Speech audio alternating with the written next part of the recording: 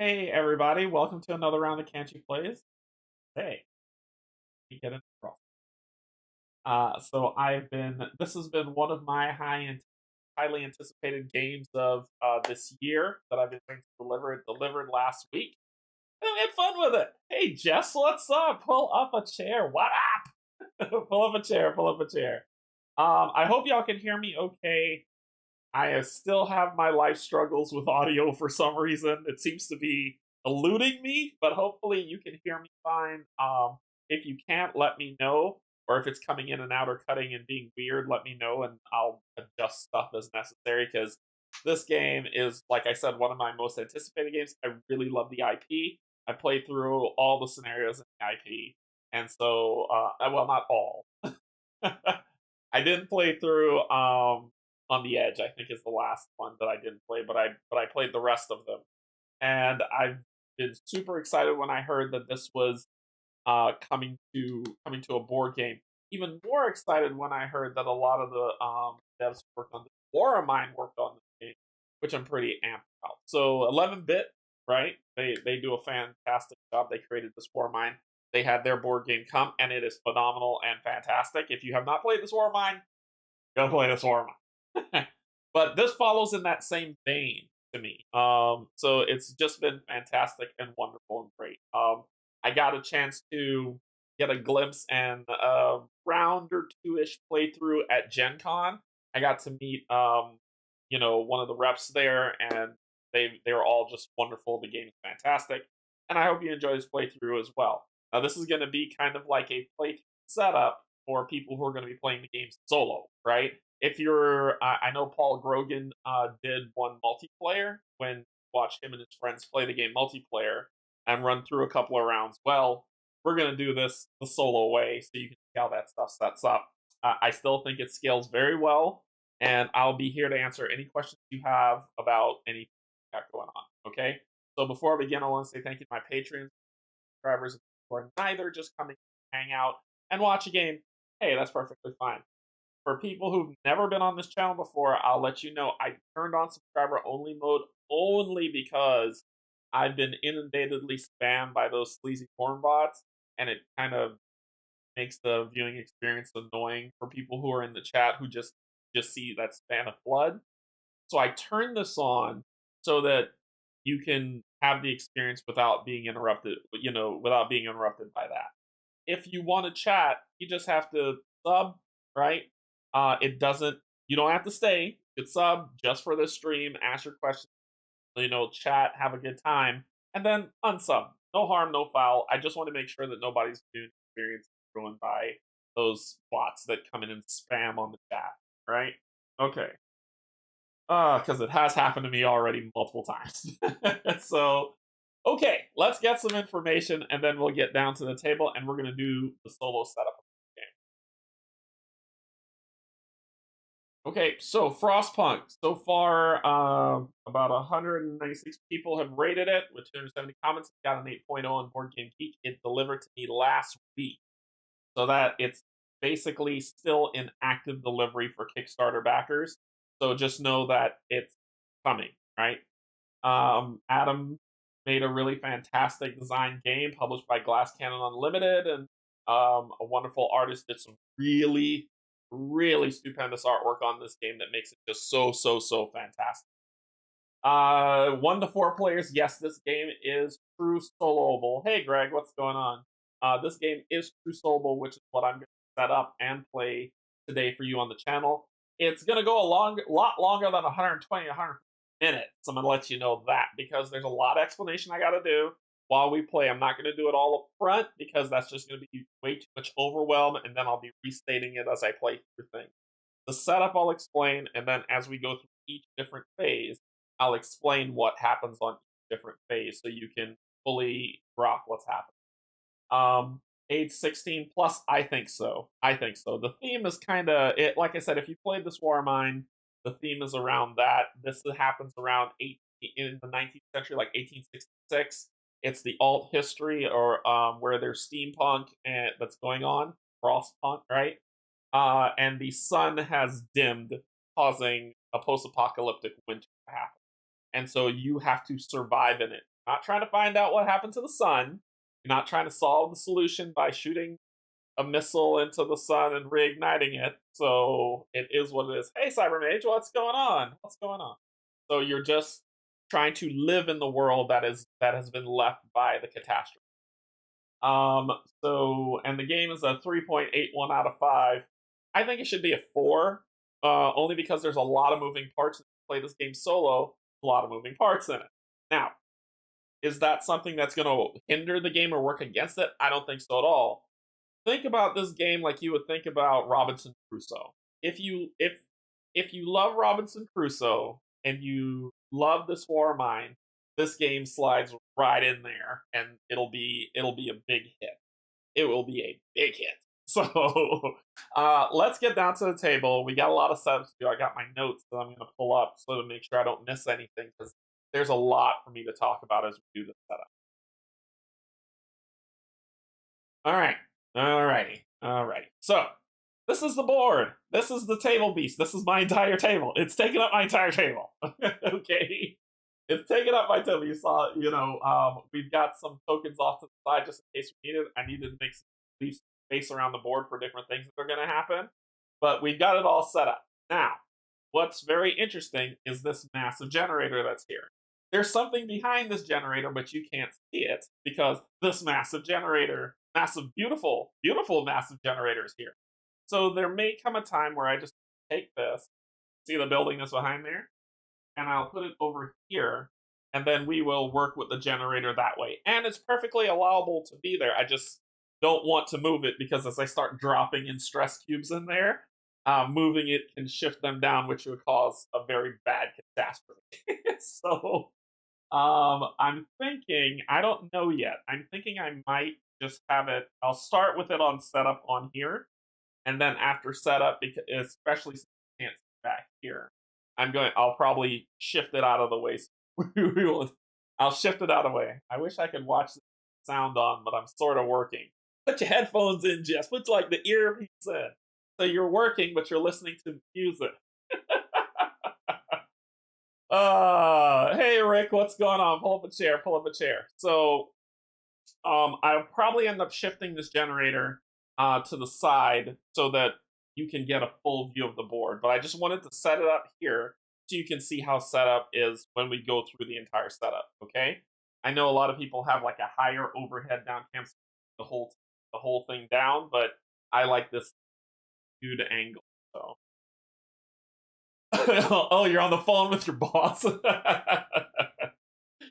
So, yeah, no problem. Hey, you're always welcome. You know that. So we're gonna dive into this setup, and I'll take it in turn. Let me get my notes up, and then we will begin. Because my notes are basically the rule book. Okay. So the first thing you want to do, and if you have any questions at all while I'm doing setup, let me know. Yeah, let me know. Just ask your questions. Just at me, like at Canje Studios. I'm Derek, by the way. Don't call me Canje. At Canje Studios, and ask your questions. I'll pull it up on the screen. I'll take a pause. I'll answer your question, and we'll get back into it. Okay. I want to make sure everyone understands how to set this game up. It's not hard. It's just there's a lot of moving pieces, so you got to be aware of what's going on. All right. Okay. So the first thing you want to do when you're doing setup, which I've already done, this is the only thing I've already done, is there are 6 like-sized pieces that are like this in your box. When you pop them out, put them all together so they make a hex, right? So you'll basically set that up and put it at the center of your table. This is where you're going to be playing the majority of the game, sort of.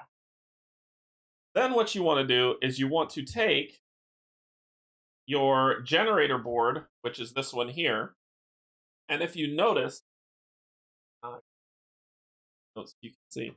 So if you notice on the generator board, on the generator tile that's here, you'll see that it has this long area. That's the one that's going to be pointing towards you. This one here is basically a already pre-built location that says you can take stress off the generator by using an engineer here. This one is the platform where you get to pass laws. and then there is wood and coal that starts off on the board. So you're going to take this and put it at the center of your board. Now, if you can orientate this board any way you want. It doesn't matter. Just know that even if you turn the generator this way, it's perfectly fine. But this is one of those tiles that you cannot build on. It's a no build zone. But every other one of these around here are. For this playthrough, I'm going to put it here. Okay. Now, because we're playing Crater, the first thing that what they tell you to do is they tell you to take the cookhouse and build it already on the behind the generator. Now I have the miniatures, the frost line. I got it all. I even got the playmat, but I wanted you to see this without being overshadowed with a lot of white. So I grabbed the mini for the cookhouse and I put it here. Now that's part of the setup. Don't forget to like. Oh, yeah, thank you. That is part of the setup. So then what you do is you take your generator. There's usually a big old thing in here that I can't seem to find right now, and that's okay. But you will take that out. That you only put that in when you upgrade the generator. Okay, so whenever you see that extra ad that like helps you play, that fits in here, you only put that in when you upgrade the generator. For now, take it out completely. You're then going to take your generator with the door that can come off and put it center of the top. Boom. Got it. No problem. Then what you want to do is there are these tokens that exist. There are 7 of them. Yeah, sound awesome. So there are 7 of them, right? And what these are called infinite resources. So there's 2 coal, 2 wood, and then 3 blank. All right. So this is where the variety in the game comes and the replayability. Hey Matthew, what's going on? Pull up a chair. So you're just gonna shake these up. And what you're gonna do is from corner to corner, you're gonna place until you see 3 resources show up, which means you'll either have 2 coal, 1 wood, 2 wood, 1 coal, however you do it. But until you have 3, then you just keep placing until you see them, which makes every starting game different because they could be here, they could be here, you don't know. So shake them up, and you just start placing. So you'll place. There's a coal one. I'll start here at the top. There's a coal one there. The blank. Another coal, so the next one will be wood. Right? Shake it up. There's a blank. Hey, this is working out pretty decent. The next one's wood. That's gonna be cool, and it is. So once you've placed, I have a coal, a blank, and a wood. Remove the blank, and return the rest of these to the box. What this is saying that when you get to these and you get the wall drill or the wall saw or whatever it is, when you do those things, this is an infinite supply of wood or coal that you're gonna get. So I've got it pretty nicely spaced. Hey Barrett, what's going on? So now, remember, what you want to do is you want to take these tiles and separate them into 2 stacks. The first stack is this one that has the image. What you're seeing here is the image of the generator tile. So these are called near tiles. And so what you're going to take is you're going to take and shuffle these tiles up and place them in a stack by the board. Once again, replayability and variety. Everybody likes variety. All right, so you shuffle these up, place them in a stack. The ones that have the outermost parts are called the far tiles, right? So you shuffle these up as well. Now what you're going to do this setup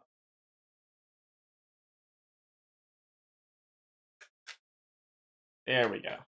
All right, so what you're going to do this setup, after you shuffle these up real nice, every space that does not have a resource, so right now I've got coal, wood, but in these corners, I've got nothing. So every space that has nothing, you put a far tile on it, at each corner only. So I'll put a far tile here for that corner, a far tile here for that corner, and a far tile here for that corner. Then, connecting it to the generator, you put a near tile here, near tile here. Kind of odd that it worked out that way. And the near tile here. Okay? These are going to be your starting tiles. They're already ready for you in Invisible. Miniature Market Black Friday sale is live. Nice. So then you're going to reveal, you place them like this so you don't get to guess where you want to put stuff. You're like, okay, I'll put this one over here. You always place them upside down. Then you flip the tiles just to see what you get. So, boom, I got, so this one is here. This one has 3 trees and coal on it. And they're split. It's one tile, but it's split into 2 where there are trees and there's, I put that there. I flip the next one. This one has 1 wood, 2 coal on it. So you put those and you orient them as best as you can to face you so you follow what's going on. Flip the next one. This one, ooh. First one I got with a core on it. This one has 1 core and 2 trees. And this one, when I flip it, once again, 1 wood, 2 coal. Then I flip this bottom one, 3 coal, 2 coal. And finally, the last one, 2 wood, 1 coal. So what you do at that point is you populate all of those on this board that have with their specific numbers. The first time I didn't get extra. Now I have the expansion and I have the miniatures expansion. So instead of using the trees that came with the game, which are perfectly fine, I'm going to use the trees that came with the expansion stuff. So 1, 2, 3. They look like nice Christmas trees. 2. Then we got a whole honking set of coal. So I'm using coal from the expansion as well, which are just like rabbit droppings. So we're gonna do 2 here, 2 here. There is 5 on the starting one.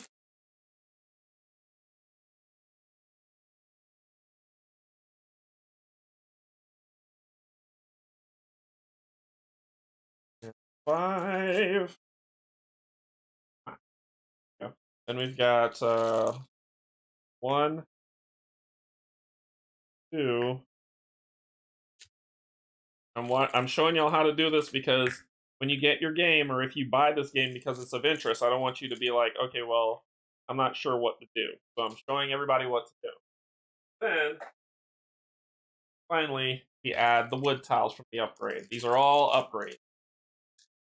Because I went all in because I knew this game was going to be awesome.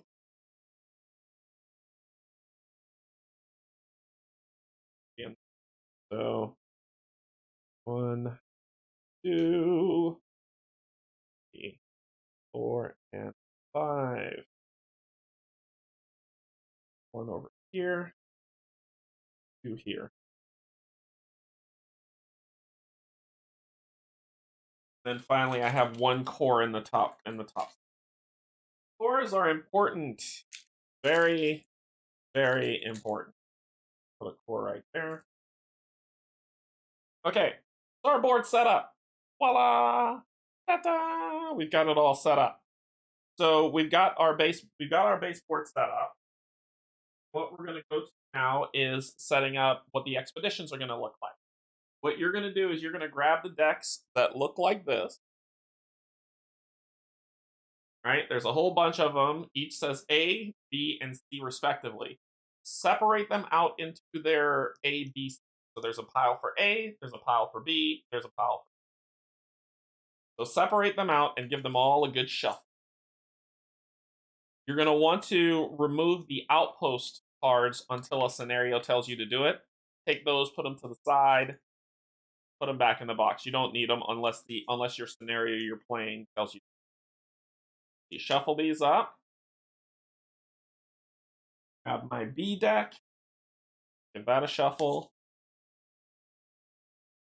These are the expeditions that you get to go on once you launch your beacon. You don't get to go on them until you launch your beacon. So if you're like, I don't need to build a beacon, then you won't be going on any expedition. You shuffle these 3 up, A, B, and C respectively, into their own piles. And then you draw 3 cards from the A deck. 1, 2, 3. And these are your active expeditions. So you're just going to put them right next to the board. 1, 2. So when you can do an expedition, these are the ones that you can go on. All right. When we get to the expedition part, I'll dive into that even more. Like I said, I don't want to throw too much at you. I'm just doing setup right now. All right. So next up is the technology deck. Now, for this scenario we're playing, technology comes in a nice set of replayable set of cards, but you can only have 4 per playthrough. Okay. So when you sit down to do a scenario, you only get to pick 4. For this first scenario, you want to take out the Steam Hub technology card. Look through it all. It doesn't hurt to look. Grab the Steam Hub technology card, take it out, and return it to the box. And then you're going to shuffle the rest and just draw 4. Replayability. You shuffle these up real nice. Like I said, I would say this is Robinson Crusoe without dice. But it's still hard. That doesn't make it any easier. So you shuffle these up. And then you draw 4 from them. 1, 2, 3, 4. The rest go back to the box. You're done. You won't be getting any more. These are those, and you can take a look at them. You can take a look at them if you want to. So the first one I have is generator safety. So it says on the generator phase, we'll talk about phases and all that stuff when we get there. Before checking for generator breakdown, if there are 2 or fewer stress cubes on the overflow space, remove those cubes without any effect. Action phase. When you use the generator building, remove any additional stress cubes from the stress track. It takes four turns to learn to be able to access this once you research. We'll talk about all that too. Medical education. Whenever you use a medical post, you may treat 2 instead of its normal effect. Sweet. Wood processing. Whenever you use a sawmill or wall drill, gain an additional 1 wood. And finally, charcoal kiln upgrade. Whenever you use a charcoal kiln, you may remove a tree from any mat tile instead of spending 1 wood. So you can use that instead. Fantastic.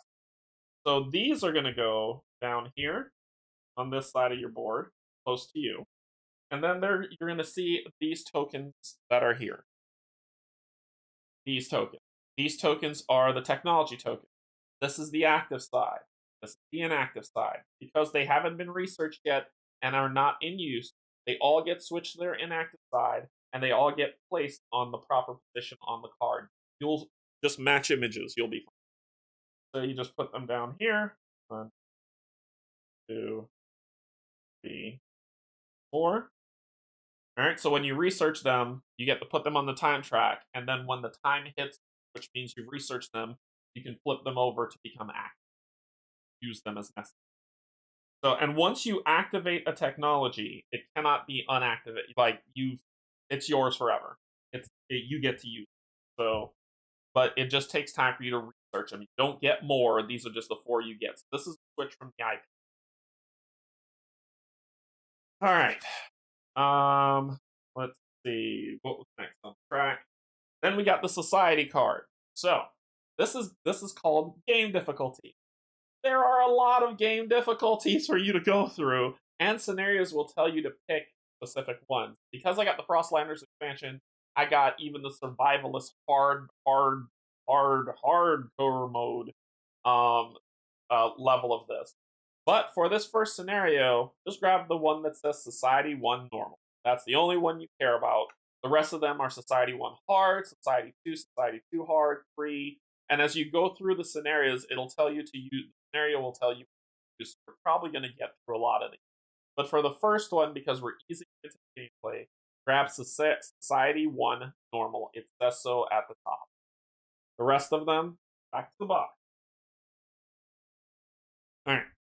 So, the only purpose of this card is to give you some flavor text to open and set up your game, okay? That's right, my camera's sort of working. What? Not playing on hard mode? No, my name is not Steve. I don't like playing on hard mode. So there's some flavor text now. My screen is so far. It's close enough that I can't see it, and too far away that I can't see it. So it says, along the way, we've lost people and found new companions. We're a motley crew, but the hardships of the journey gave us a sense of unity. There is hope for us. We even managed to preserve enough food to be able to feed our children, at least for now. So, this helps you set up what you're going to start with. And let's start with left to right. First at the top, the first thing, that 22, that's how many workers you have. So if you go up to this board up here, this is the worker tile. Nice and orange, fist for the people. You're going to move that 22. I know where you can't see behind this card, but just move it to the number 22. Then the next one that you see is 0. That's how many sick workers you have. I have none, so therefore that is set to 0. It might be getting a little blurry. I'm sorry. Anyway. The next is engineers. That's the blue that you see. It's like a blue cog. It says how many engineers you have. I have 12. Take the blue engineer one, move it to 12. How many sick engineers you have? None. So that stays at 0. The next is green, which is how many children do you have? I have 8 children. Children token on the 8 space. How many sick children? None. The next symbol is how many automatons do you have? These are ones that you don't need to feed because they're robots. And this is steampunk. So I have 0 to start with. Okay, so that's the first line. That's starting off with all that. Next is how much discontent do you have? Let's pause here for a second and talk about this. Discontent is how the people get angry and agitated with the things that you are doing or the way life is treating. And we'll go over to the discontent board. And let me move this out for a second and I'll put it back. This is the hope and discontent. How do we lose the game? I'm going to give you 2 of the ways that we lose right now. If discontent rises, if the last token is placed on discontent 5, the people get pissed with you and they throw you out in the cold and you die. You lose the game. If hope ever falls to 0, which means you lose your last hope, the entire colony has given up hope and they've said in their fate, everybody dies, you lose. So that's the first 2 ways you lose. Well, this card says that this card here. Let me put it back under the screen. And I'll try to. There we go. That works. This card says that I have 2 and 1 for discontent. So you have a bag here that has the discontent people rallying around it. What you do is you grab 2 of them and you activate 1. And that doesn't mean that it's activated. That means its effect automatically takes effect. I'll explain to you when I pull out what that means. It's exhausted and active. I pull in here. Ooh, well, I guess that'll be 1. And what's the other one? I hate these bags. They're too small. I'm just going to tell you that.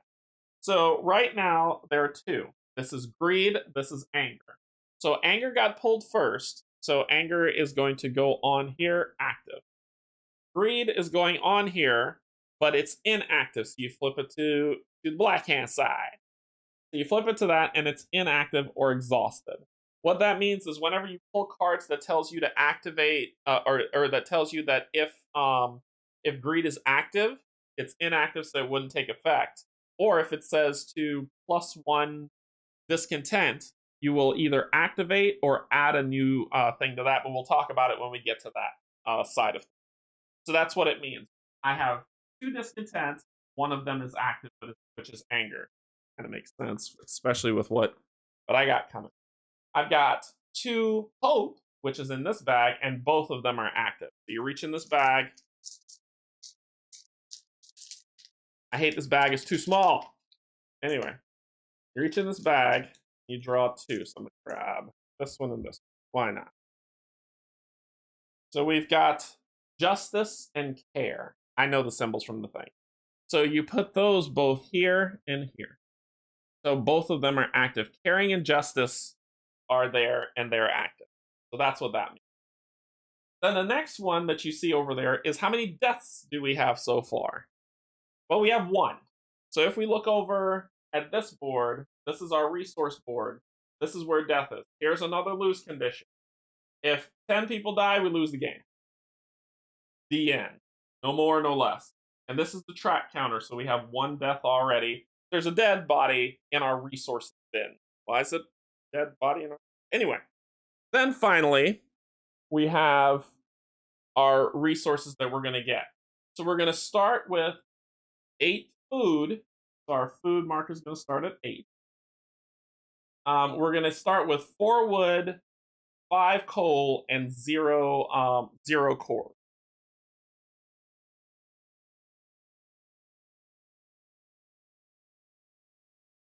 Start with 4 wood on our resource board. Let me move this. 4 wood on our resource board. 4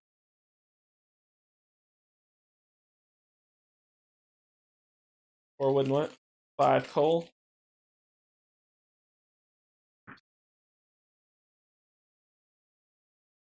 4, 5. 4 wood, 5 coal. Boom. And 0 cores. After that, this card, you just keep it in front of you just for funsies. So I'll just put it right over here. But that's all its purpose is. That's it. All right. So what's next? We did the population board. Now we look at food. We look down here and we see if there are any tiles with food numbers on them. I've run across a few, but as you can see, there are none. So we don't increase our food by that much more. You basically add up that number and then increase it. So, for instance, I'll have to reshuffle these. Yeah, this is perfect. For instance, if you see a tile that looks like this, see that 3 food? You would add that 3 to your food track when you do it. So I'll just reshuffle it.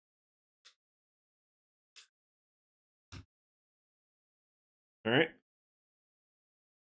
But since we have none on here, you don't add them. I'm just stuck at 8 where it goes. Okay. Okay, so for the supply board, now let's talk about the supply board. This is where you will gather when you gather resources, they go here, and you can use the resources from here only, unless otherwise stated by a card or an effect or whatnot. So we started off with 4 wood and 5 coal, but we need workers. Well, how do we find out how much workers we have? Let's go up here to our board. If you notice here at the top, you see that 5 meeple, 4, 3, 2, 1. So that's how many you get to start. So I have 22 workers, which equates to 5. I have 5 meeples. And usually what I would do is I would use the upgrade, but I think the meeples here show a lot better on the screen for streaming. So I'm going to just add those 5. 3, 4, 5. Then we go back up and we look at engineers. Well, we have 12 engineers, which means we have 3 meeples that'll be able to do it. We grab our engineers, which are these blue ones, and we add 3 of them. 1, 2, 3. All right. Then we look at children. We have 8 children, which means we have 2 meeples. So the children meeples are different. A lot of people confuse them and think this means 2. This is 1. This is 1 meeple. It's a boy and a girl that are just holding hands. So we get 2 of them, and we add these to our resource. All right. So I want you to understand something about this. Children cannot work. Children cannot work unless you pass a law that says children need to work. Okay, there's a law that makes children work, but unless that law is passed, and when we get to the laws, I'll explain all about that. Then they are just hunger machines that are eating your food and trying to take your shelter. I have a son, I swear. I love kids, but they can't. All they are just kind of in your supply unless you pass a law to make it so that children can work. Yeah, Jason, put them dang kids to work. So that is so that with that the supply board set up. Okay, next up, buildings. Let's talk about buildings. But like I said, I'm doing setup for solo. So if you're ever gonna play this game solo, hopefully this will be helpful to you. This is the buildings board. Right? This is where these are all the buildings that you can build. If it's blurry, I'm sorry. I don't know what to say. So I've been fighting with this camera all day. So basically, this is the buildings that you can build. What the cost to build them are in this circle. So to build this column, it costs 1 wood. To build this column, it costs 2 wood. This column, 3 wood, and there's that beacon. This column costs 4 wood and a core to build anything from here. 5 wood and a core, and then these are houses. So tents cost 2 wood, bunkhouses cost 3, and houses cost 4. Okay, and the colors mean something, but we'll get to that in a second. I don't want to overwhelm you with all that. What you're seeing here at the bottom in gold, like this thing here, that's how much it costs to upgrade. So for instance, if I bought this gathering post for 1 wood, if I want to upgrade it, I have to pay another wood and I will upgrade it as an action in a building, right? That lets me up. Okay? Once again, we'll get to all that. We got a lot of setup. Alright. So we talked about the hope and discontent board. Talked about the building board. Let's talk about this here is your timer. That's what this is. This is the round tracker board. All right. So this board has the morning card that you're going to deal with every morning because you're going to work from dawn to night. So you're going through an entire day, and you have to work through it. So people who play Robinson Crusoe know this very well. You start off here. I'll explain what these things mean when the time comes. But you start off here. This is our round tracker. And for our first scenario, this is the storm, and it's placed here on track 9. Okay? That's what that means for right now. Okay, laws. What you're going to do is you're going to grab the law cards, and how do you know they're the law cards? Well, Canje, how do you know it's a law card? Because at the bottom it says L on it. That's how you know it's a law card. This is the child labor law that I'm talking about. So what you're going to do is you're going to take out You're going to take out labor laws 1, 2, 3, 4, 5, 6, 7, and 8. These are by default coming with, right? These are laws that, and you can look at them, who cares? Then what you're going to do is take the rest of the laws, flip them over, give them a shuffle,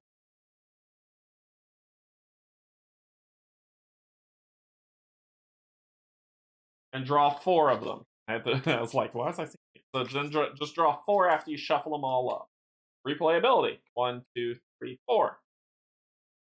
The rest go back to the bar. These are the laws that you can pass, right? Using the platform action. So when we start passing laws, and you dang, I'm skipping and put the kids to work, but I'll explain what happens when we start passing laws when that time comes. But that's how you set it up. And you just put them to the side of the board. Okay.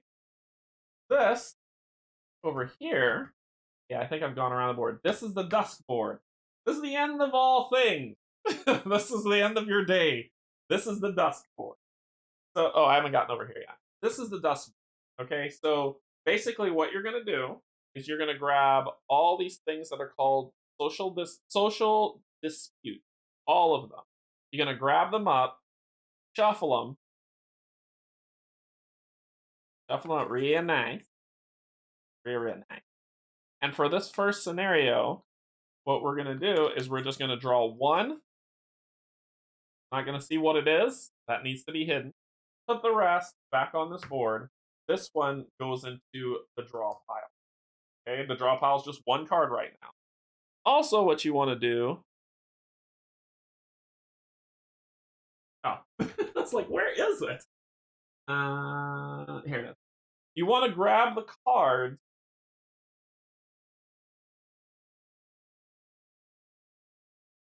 You're lost? Ask any questions you want.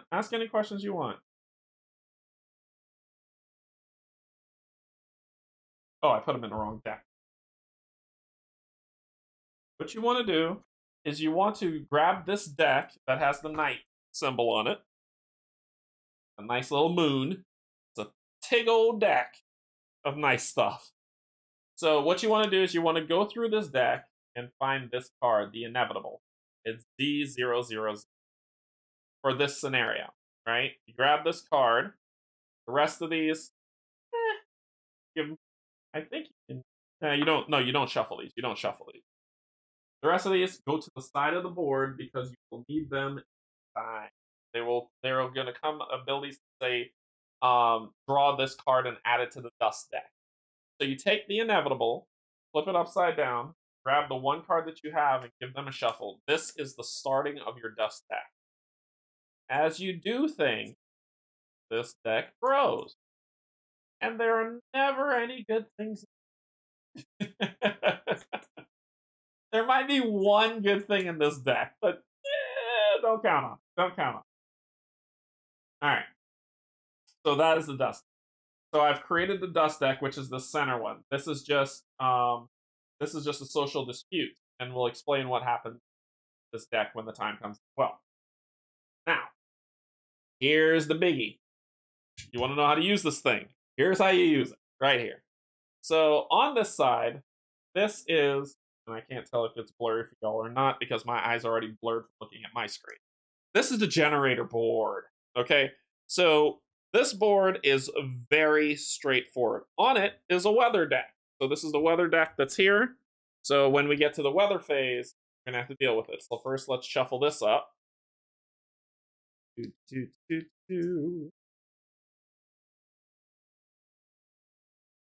It is a very faithful adaptation. I love this game. This game's fantastic. So there you go. So you shuffle that up, just place it there. We'll talk about it when that phase comes. The thing you care about on this board is what happens and how you can lose the game. So remember, I've explained 1, 2, 3 ways, and I've got 2 more ways to tell you how you lose. Here is the stress track. There are 10 squares on it. Whenever you have to test stress on your generator, any cubes that fall out of the generator when you're testing go on the stress track. If 10 go on the stress track, you're okay. If 11 goes on the stress track, the generator breaks down. And when the generator breaks down, bad stuff happens and you got to fix it. All right? But you would clear all these off. The next time 10 goes on here, the generator explodes and you die and you lose. All right? So we've had 1, 2, 3 ways I've told you so far you lose. Here's the 4th. The generator blows up. What you have is on here is this is how cold it is outside. This is the temperature. This is your generator track speed of how it's warming things.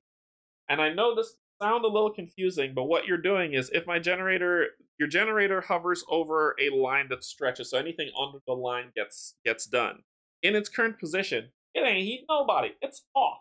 Not even on. But as you move it up the track, you start warming specific locales. Now here's the important piece. If you move it here, presently, because this thing is going to move up as you play the game, but presently, if you move it to this, if you start the generator and warm it up, any red buildings, no matter where they are on the board, they could be anywhere, doesn't matter. Any red buildings will be heated, as well as any buildings on the generator tile itself. If you move it up again, any orange and red buildings are considered heated, and any close tiles and the generator tile are considered heated. You move it up one more time. Any yellow, orange, or red, and near tiles and generator space tiles. You cannot move this heat. Past this cold level. But you can move it on that cold level, but you can't move it past it, okay? So let's say I heat my generator all the way up to here to where it's on that cold level. Now, every building with a color and every tile is considered heated. Okay? Simple, simple, simple. But these things will move up as the game progresses, which means it's going to cost us more coal to heat more, which means the temperature is getting lower, lower, and lower, preparing for a storm that is coming. Okay? We did that, we did that, we did that. All right. The other way you lose, there's two other ways to tell you lose before we get into fully. The other two ways you lose. If you have, that's dead if you get dead 10 people. If you have 26 sick people, you lose the game. The end. 26 sick people. Dead. If you ever have 25 people that are hungry, you lose the game. Dead. That's just how it goes. So, 2 ways to lose. 2 ways to lose, that's 4. 5. 6. And finally, the scenario itself kills you 7. So that's how you lose. There's 7 ways to lose the game. Yeah, the only way to win this game is to beat your scenario. 1 way to win, so many ways to lose. Okay, so we have. This is where, and I'll pause here to let y'all know that this game is fantastic solo. You can play it solo. I think it's meant for 2-player. It says that you can play 1 to 4. You saw Paul Grogan's play of him playing 4, and they had a blast and they enjoyed it. I feel like there's too much downtime or chaos for my brain to do with 4-player, but I think this game will shine at 2 and still be beautiful at 1, 2, 3, 4, 4. Okay, so don't feel that, okay, well, I don't have 2 players, so I'm not going to buy it. You can play this game true solo and still have a good time. You just have to take care of everything else. When you play 2-player, you kind of split the work. So everybody's working together, everybody's working for the sake of everything, and it's a 100% communication. You have to talk to each other. So you kind of split all this stuff that you have to pay attention to. But as a soloer, it's still manageable. Okay? So what you want to do is you look at these four people. There is the foreman advisor, the social advisor, the health advisor, and the generator advisor.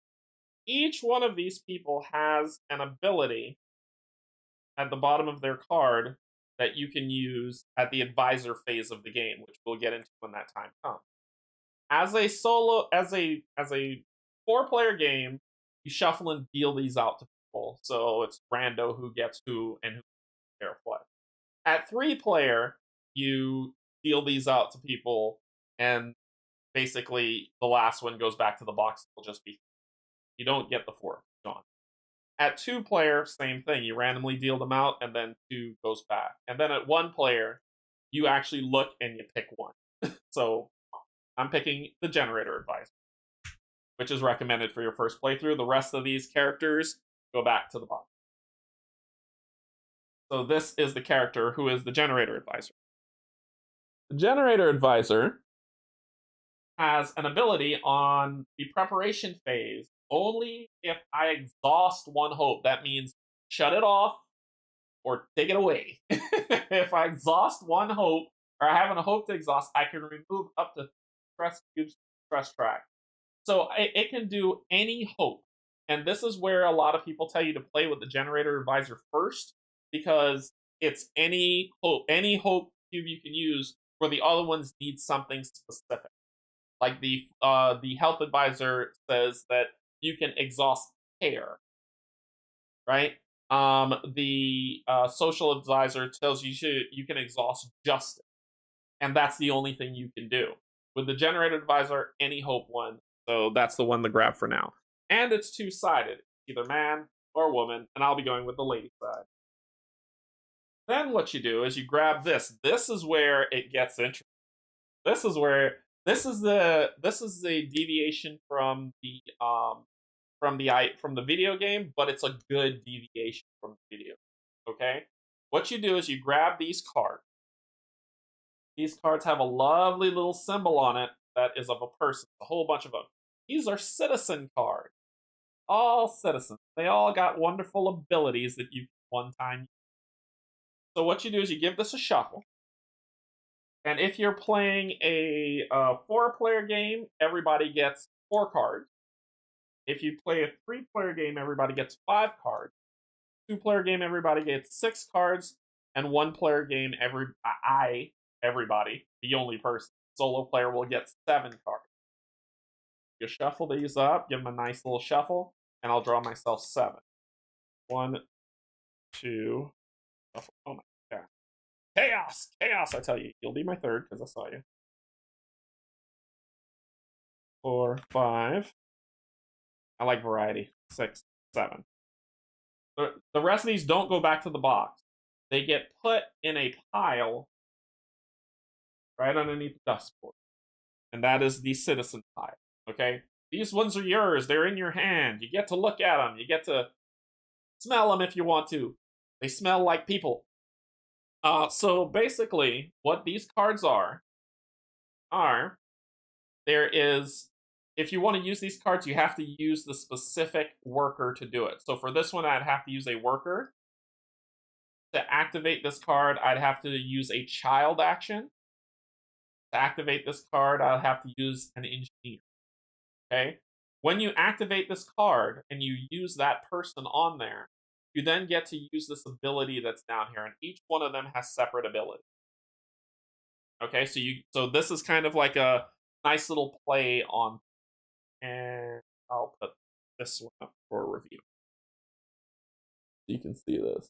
Okay. So this one, Paulina wow. That happened. Paulina Grogan.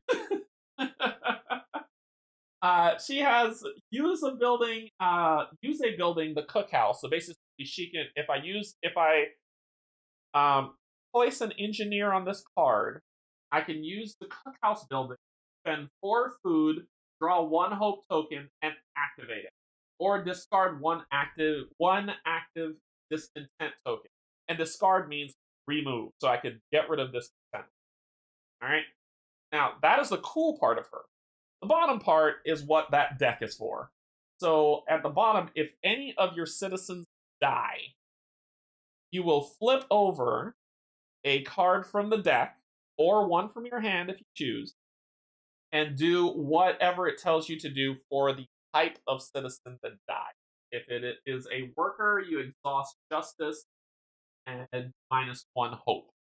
If it is a engineer, -1 hope, and if it is a child, then you exhaust something, -2 hope.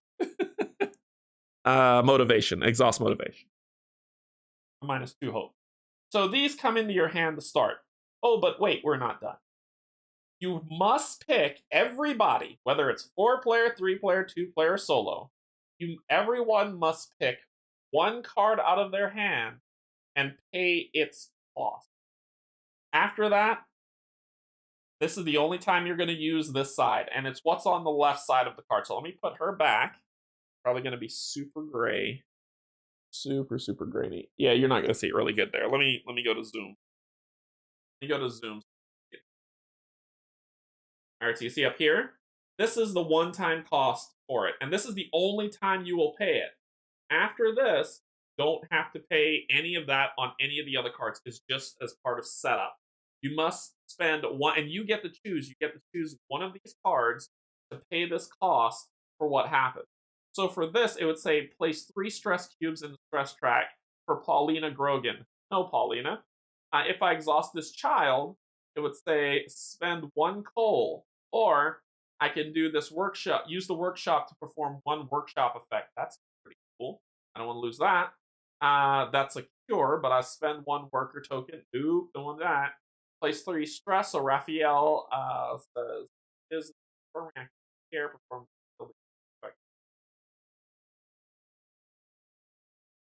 He then spends. I'm gonna get rid of you. So his says I need to spend 1 wood. Do it. What? Aren't great. The last one I had was like the last 2 plays I had was great. This one sucks. Anyway, I'm going to discard this guy and pay his cost to spend 1 wood. So basically, he will go into the discard pile, and I have to get rid of 1 wood. It's gone.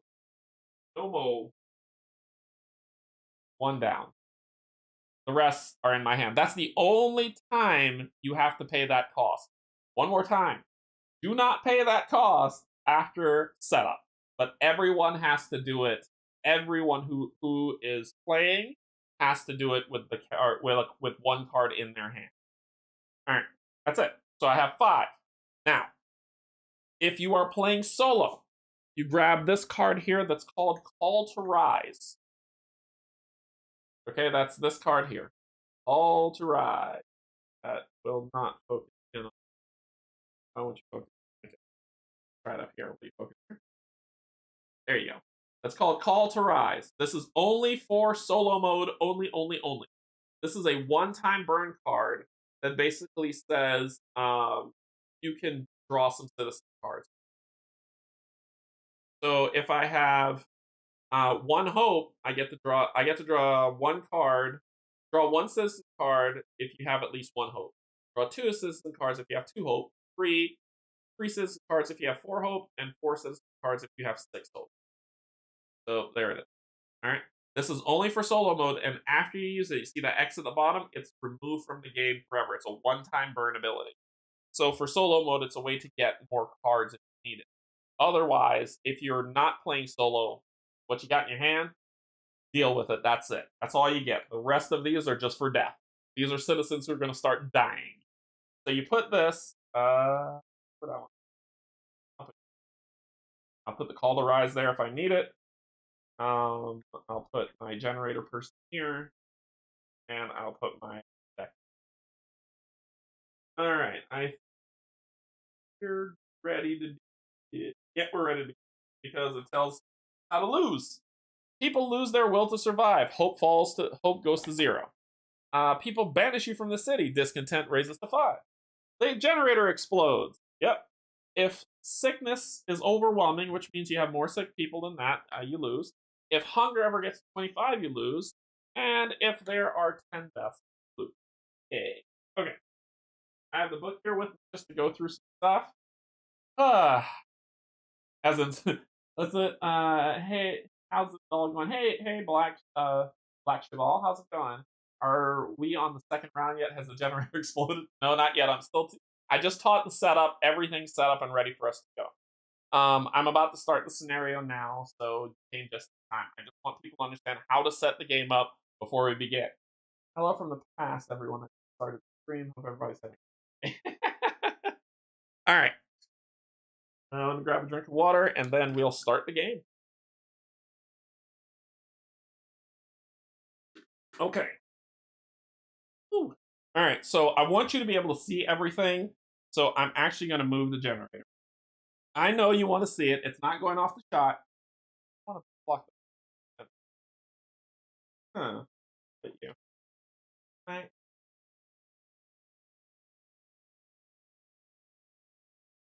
I need to be able to pull out the drawer, so the drawer can pull out there, and we'll put you all to rise. But you put these. Here we go. Gotta play table Tetris, because I want y'all to see all this. All right, let's begin our scenario called A New Home, the Crater. So, scenario 101. This is how we begin the game. It says, are we alone? Civilization has fallen. We, the survivors, traveled in a convoy that split into several groups to increase the chances of reaching a functional generator. Our group succeeded. What fate has befallen the others? Lighting up a signal to guide the lost souls will help to answer that question. So, this says, at round 4, an event happens. Right? We don't go past that. You can read it if you want, who cares? But at round 4, an event happens. We grab an event marker, this, and we put it on round 4 on the round track. So we go over to the round track, and we put it here. So, and it says, if the beacon is built, we'll do A. If it's not built, we'll do B. So it sounds like we want to get the beacon built. So that is our start scenario. I'm going to start that there. Now, this game is broken up into a set of phases. I'm going to run through all the phases. Well, I'm going to run through each phase as I play them. You're going to say, wow, that's a lot of phases. It's not. How many scenarios are included with the board game? There is the crater, the arcs, the dreadnought, and the crags. So I believe there are 4. I believe there are 4 scenarios. I don't have the scenario book with me. So it's the crater. Oh, and then I'm supposed to do the storm card, sorry. The arcs. It says on the back of the card. The Fall of Winterhome, so that's 3 so far. The Fall of Winterhome. I also said the crags, that's from the game. The Ruins of Tesla City, 4. So 4 of them. 4, and then the Canyon, 5. 5 of them. There are 5 scenarios in with the base game. 5 scenarios. All right. Also, the game tells us, the book tells us to reveal a New Home Storm card. Reveal and resolve this card. So we'll flip this over, and this card says, let's zoom in, a storm's coming. Cool. So a storm is coming, and it's going to be bad. If it is round 7 or earlier, do some, go to round 7 or earlier, go to 1. Wait, what? Oh, no, this doesn't hit yet. This doesn't hit yet. Yes. The storm hasn't hit yet, but it's coming. Yeah, so there's a storm coming. So basically, this marker here is for that marker. So basically, when this catches up to our turnaround, this is revealed and resolved. So we know I know what's coming. So I'm going to try to prepare us as best we can. I haven't been able to do it yet. They didn't create all the scenarios because they don't have On the Edge and they don't have the Crag, which are 2 scenarios that there, and then there's the Last Autumn is another scenario. So there's 3 scenarios that aren't in. All right, so boom, here we go. So our generator's over there, we're here, and we're ready to begin. So we start off, there are 9 phases to this game. That's right, I said 9 phases. Do not panic. If you played Robinson Crusoe, they have 9 phases too. And it's not a big deal to panic. They move through very quickly, but they're very defined on how they work. So we start the game on phase 6, which is the action phase where we get to do something. And that's where my instruction is going to begin, on phase 6. And as we go through each phase, I will tell you what happens. On phase 6 is the action phase. We have our meeples that we have that we're going to be able to do work with. Remember, children can't work right now, yet, but we get to take actions for how many meeples we have. If we get more meeples, we get more actions, but that's more mouths to feed. So there's a push and pull mechanic there. You get more people, sweet, more stuff we can do. Not so sweet. More people we have to feed. More people we have to shelter. So that's how that goes. All right, the actions that we can take are, we can remove snow, and what that means, I want you to think of these blank areas as snow drifts. All this is snow drifts. We remove snow, so if we choose to remove snow, one worker can either reveal 2 near tiles, and they can put them anywhere they want, or 1 far tile, and they can put that anywhere they want to. Okay? Here's a thing that I saw in other playthroughs that they got incorrect. Whenever you remove snow, it's a cold action. If you perform any cold action, you gain a sick person. Okay? Now, why is that important? Where's my pad? These are the sick tokens. So whenever these sick tokens go above 5, and they haven't been cured, when it comes time to deal with the sick people, you do what's at the bottom. This symbol means flip this from sick to gravely ill. If I ever have to flip this back again, and it's not to cure or treat something, it's not to cure somebody, that means 1 person dies. which basically means this track goes down. Okay, so whenever you remove snow, it is always, always, always a cold action. The way the book tells you to do things is anything that you do that's a cold action means people are getting sick. Period. Anything. Anything that you do that is a hot action or a warm action, nobody gets sick. And the best way to remember that is if you have to place people on the board is when you need to care about it. Otherwise, you don't. Which means I'm having somebody remove snow, cold action. Somebody's going to get sick. I'm having somebody work out here, but it's not heated because generator's not on. Cold action, sick. And we'll go through each one of those things so it doesn't sound completely confusing. All right.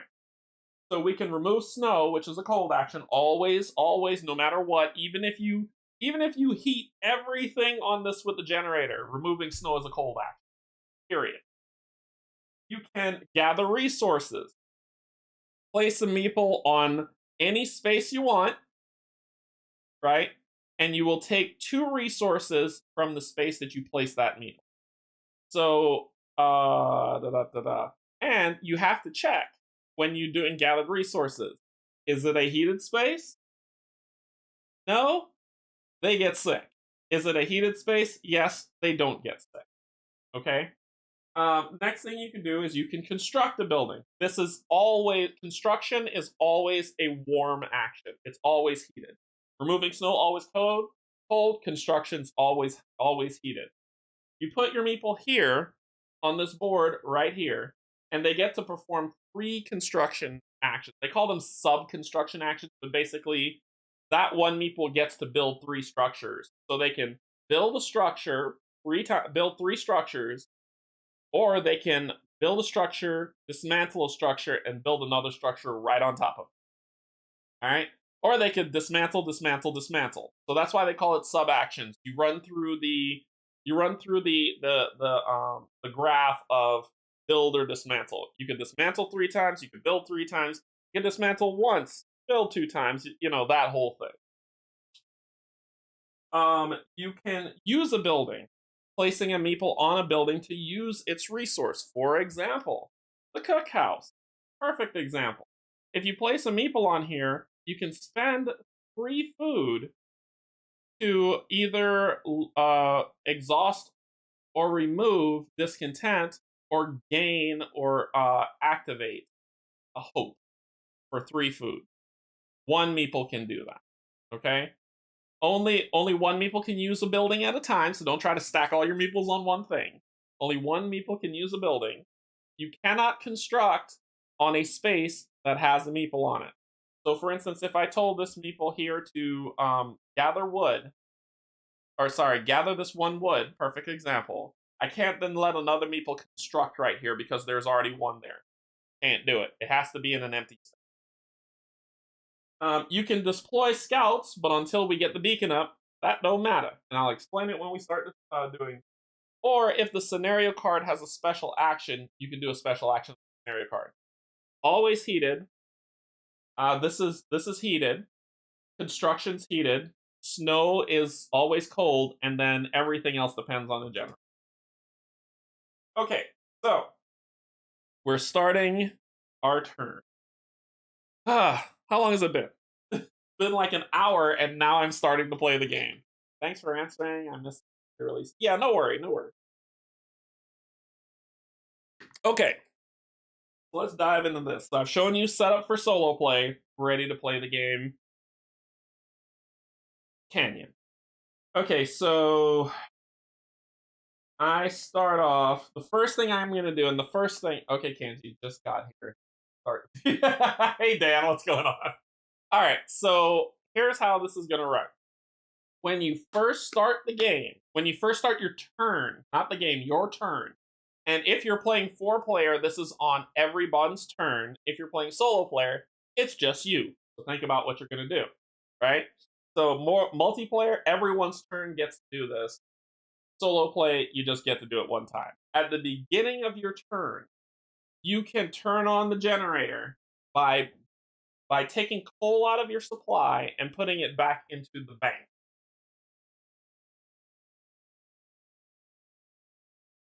Where are you? Anyway, I'll find it later. So, if I go over here to my board, I know that everything's cold and that is terrible. And I really want to be able to have the near tiles heated. So what I need to do is I'm going to spend... Oh, that might be dangerous. Sure, why not? I'm going to spend 3 coal. So I'm going to return 3 coal to the supply to move this up 1, 2, 3. So now what does that mean? That means that every red, orange, or yellow building is heated, and the entire generator tile and the near tiles are heated. So any actions I do on there doesn't cause any issues. Remember, you can only do that at the beginning of your turn. Do not do it outside of that. But if you're playing multiplayer, then everyone gets to do that if they want to. Okay? All right. So, my first action, I know I need to build the beacon by round 4, and I know the beacon costs 3 wood. I've got 3 wood, but I need also be able to house my meeples and feed them, because food and cold weather is a serious thing, and you can lose really, really quick if you're not careful. So my first meeple is going to come here, and because it's on the generator tile and it's warm, it's a hot action. And I'm going to get 2 resources. Immediately added to the pool. This doesn't go into a basket that you get later. You immediately get it and you can immediately use it. I can't add another meeple here to get more wood. 1 meeple, 1 space. How's the rats? The next thing I'm gonna do, and this is an important piece also. If you look here at the podium, because these kids finna work, the only people that can use the podium are engineers. That's what this symbol is. Okay, that's the only people that can use this podium or this building. So, I'm going to have an engineer make a nice little proclamation.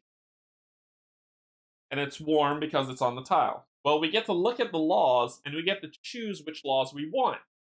Now, here's the cool thing about this game, too.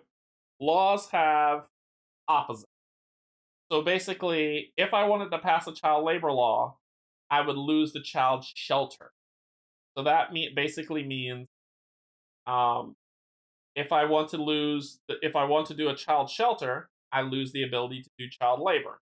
So these two work with each other. If you look up here, when I pass this law, discard from the game law 01. When I use this law, discard from the game law 02, which is discard. Well, I want these kids to work. They're going to work. So basically, at that time, you will take this card, which would give us a hope, which would have been great, and you are going to take it from the game, and it's gone. Never to be seen again. So we are doing child labor. There aren't enough hands to do all the work. We'll allow children to be employed in certain workplaces. Part of the action phase now, you may use child meeples to either gather resources, do the gather resource actions, or use gathering post building. And they can only take up to 3 resources for the gathering post. When we pass this, we then need to go to this guy. And this one has, so this is the consequence deck for laws. So all the laws that you pass have consequences. None of them are good, maybe. I've only gotten 2, and both of them are bad. I play it solo where you can choose to kill the generator before each action, like that way. Yeah, you're not. You can do that as a homebrew, Rick. That's perfectly fine. I'm just going as rules as written right now. But you can definitely homebrew it if you want to, and it's perfectly fine. Play it how you want, as long as you have fun. As long as you have fun. So what we're gonna do is we're gonna look for. Isn't Canje those child labor laws? I am not a teacher. I am not a teacher. I'm an engineer. And I say, put them kids to work. So what you're going to do is you're going to come to the child labor deck or the consequence deck, and you're going to look here in the bottom. You see where this says L01A? There's L01A and L01B. You grab both of those because that's the card that we chose, L01. And these are the two possible consequences. So I'm going to shuffle these up.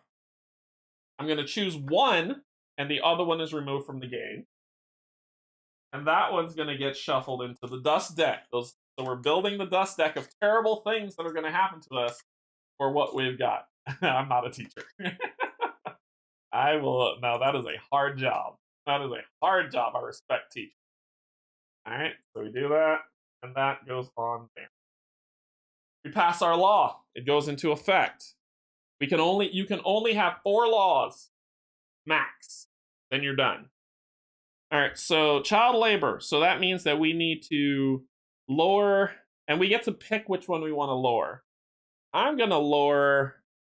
Gonna lower hair, maybe. And we have to raise discontent, which means this flips over. And it's either it can flip over to active, or you can add another cube. I don't want to add another cube. Your choice. Either flip an inactive to active when it has plus or raise discontent, activate, or add a new cube. I don't want to add a new cube, so I have to deactivate either justice or care. Let me do care. I'm gonna deactivate care. Now them kids can get to work. So now we got 2 new people to work with. That's what I'm talking about. All right. So they can only gather. So let's have them do that. You are going to come over here, gather these 2. You, Sally, are going to come over here and grab this 1 wood. Thank you. Okay. So now that we got workers freed up, one of my workers is going to do the build action. We got 2, 4, 6 wood. 6 wood, huh? Do 2 bunk houses or 3 tents. I don't have space to put 3 tents. If you want to build something on a space that has resources, you can do it. You just lose the resources. I did, didn't I? Didn't I discard? I discarded law. I did say I discarded. Yeah, I did, Brick. I said I get rid of. I said law 02 is child shelters is removed from the game. It's gone. All right. What was I doing? I was doing something and it's gone. Oh yeah. If you want to build a building on a resource space, you can do so, but you lose the resource. Well. So a couple things I need. Couple things. Got this here if I need it. I need those wood. I could lose this 1 coal. That's not going to hurt my field. I've got 1, 2, 3. Who's getting fed? Okay, I should be okay for this round for food. But food needs to become a priority next round, or else that's going to be bad. So I'm just walking through my head what needs to get done. So I'm building. I'm going to build 2 tents. 1 here, 1 here. Remember, you cannot build here. Okay, you cannot do it. I'm going to build. So that's 2 wood. 1, 2, 3, 4. So I've got 2 wood left. I got 1 more build that I actually, like, where the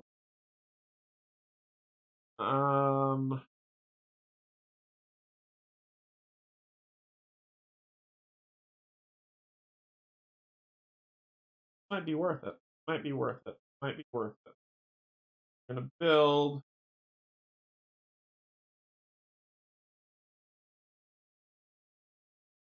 might be. I'm gonna build a hunting hut for 1 wood and a gathering.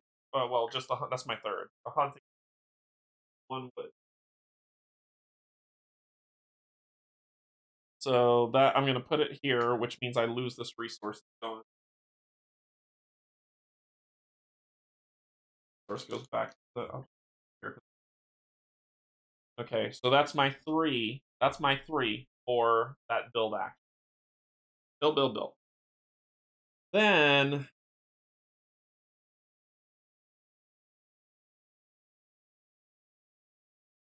I know what I want to build, but I gotta wait till next round because I got a little overzealous. I'm going to actually have this worker. I'm gonna have this worker clear snow. So that's gonna be. That means that clearing snow is automatically a sickness. So I move up the sick track. And then I'm going to clear a near tile, so I get 2 near tiles to clear. And I get to put them anywhere, but before you flip them, you have to put them down. Because you can't be like, oh, I want this over here because that's fun. This is the fun reveals of it all. I'll have one go here. No. I'll have it go here and here. That's where they'll clear. And then you flip them over to see what you got. Cool.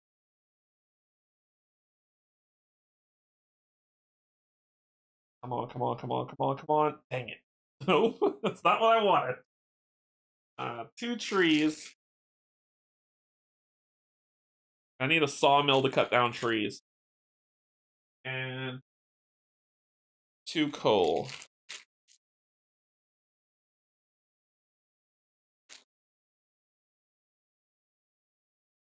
And he got sick for that. Alright, so I've got 4 more actions left to do.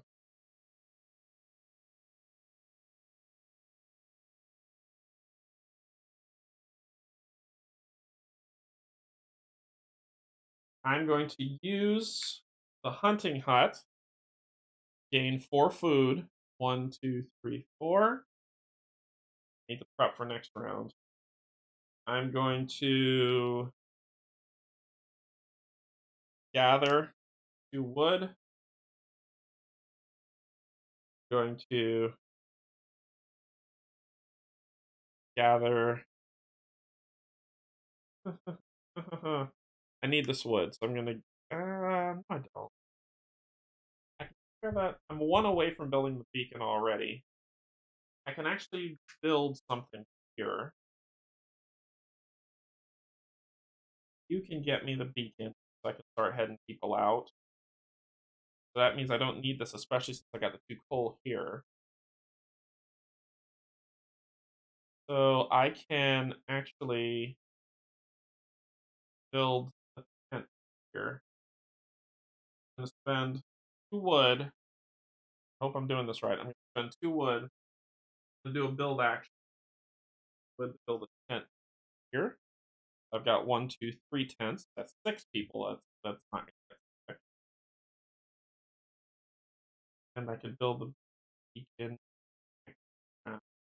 I know I have 3 build actions. I only got.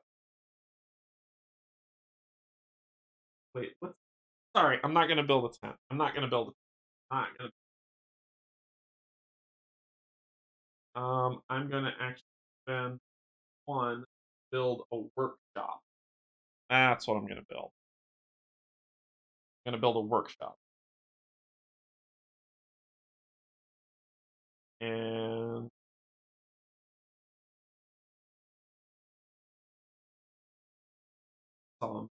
sawmill is 2 wood. Ooh, it's so worth it. It's so worth it. Spend 2. Build the sawmill. That should help me out next round. I'll put it right here, clearing this out. That should help me out next round. And I don't have a 3rd one. Well, my 3rd one is actually nope, not a wood. Can't do it. can do spend I got 4 food. I can spend 3 food. My last engineer is going to use the cookhouse. Spend 1, 2, 3.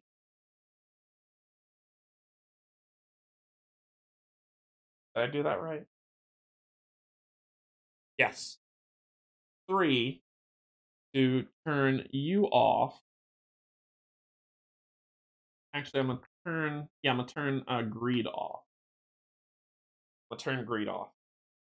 It's either or, not both. And that's it. I'm done. You don't need a sawmill. You can call up Paul Bunyan, Dave Ox. Oh yes, I need to. I could have well, when I place the building. When I place the building, I think I get to choose my tech. Let me make sure. Let me make sure. Let me make sure. You got me checking myself. I might have missed that one. I read through this book twice. When you build your first workshop, choose one of your technology cards to place. So we're gonna do.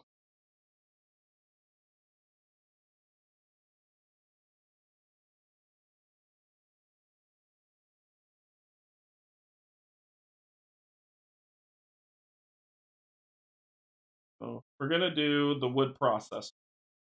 So what we do is we take this and we put it. Show you where it goes. So you see this number here? That's as far away as we put it from where our current round is. And that's when we learn it. So that means how long it takes for us to learn it. We're going to take this and put it 1, 2, 3, 4, 5, 6. And you're like, man, that's far. But you can actually use the workshop to move it up to. So it gets closer and closer as it goes.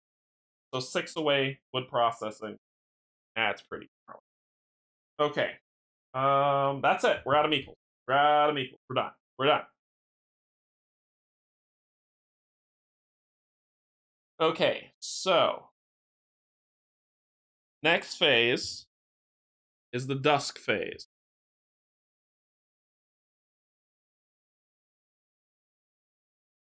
All right, so if there's any scenario effects that would happen or take into effect, we would make that happen. Otherwise, we draw a Dusk card. Deal with the fun stuff that we have instilled in ourselves. Oh, look, it's the inevitable. So we draw a Dusk card and we resolve it. So every day, fight a bitter struggle against hunger, cold, and something. And what? And disease. There will be losses. Flip every sickness marker on its skull side to the syringe side. So this is fortune. Yeah. For each corpse you have, gain 1 sick citizen. So basically, if basically this means somebody dies. That's all this means. Somebody dies. So this card, if you notice, there's no reshuffle, there's no discard. This card goes back into the discard. So this has no effect on us right now. It says flip every sickness marker on its skull side to the inside, meaning someone dies. But since we don't have any of them that is on the skull side, we're good. We don't have to worry about it. So this goes in the discard, and when we draw, then that can get shut. That is going to, not can, will get shuffled back into the dust deck. Oh my god. Okay, so that happened. Then we move on to the hunger phase. So that one went really quick, right? Like I said, there's a lot of phases, but that's how it goes. And feel free to orient your board any way that makes sense. Remember, we started off in phase 6. This was 7. We're now on to 8, which is the hunger. So in the hunger phase, we need to check to see who needs to get fed. So first things first. You have a corpse. For each corpse you have, gain 1 sixth citizen. Oh, that's true. And the 6th citizen will be a child. So we gain a child. That's true, Rick. Good catch. That is a great catch. I did not read the bottom. Let's go back and look at that. For each corpse you have, gain 1 sick citizen. I have 1 corpse. The game started me off with 1 corpse, which means we get 1 sick citizen. You say, okay, well, how do you know which citizen gets sick? Come over here to this, and that's what these top things are for. So right now we're on a turn, children. So that means we get 1 sick child. So a child is immediately sick. So I move the 1 child sick. Okay. Now we look at the bottom of this board. Sorry, we're at hunger. We're at hunger. We look here. If for any reason these are people, this mark here is the hunger mark. This means everyone who was hungry from the previous day needs to get fed first. So if this is ever, let's say this is, what am I on, 9? Remember, I'm on 9. If this started off on 3, I would first have to reduce this 1, 2, 3 to get this back down to 0, and then I deal with feeding people for today, which could rise this back up. So since we're on 9, nobody was hungry when we started the game, so we have 9 food. Well, if you want to know who needs to get fed, it's the kids. The kids need to get fed. So it's the kids, the engineers, the workers. So you can kind of plan ahead for what's to come. Well, the kids need to get fed. We have 8 kids. I have 9 food. 8 kids need to get fed. So we feed so basically I have 1 food left over at the end of the day. So not so bad, but that is going to get worse because when we get the workers, we need to feed 22 people. Crazy. All right, so that is the end of the hunger phase. See how quickly that went? It's just explaining it took a little bit of time, and when we come back around and this stuff starts moving, you'll really see how it kicks up. All right, so we go to the night phase. Return every citizen back. Cool.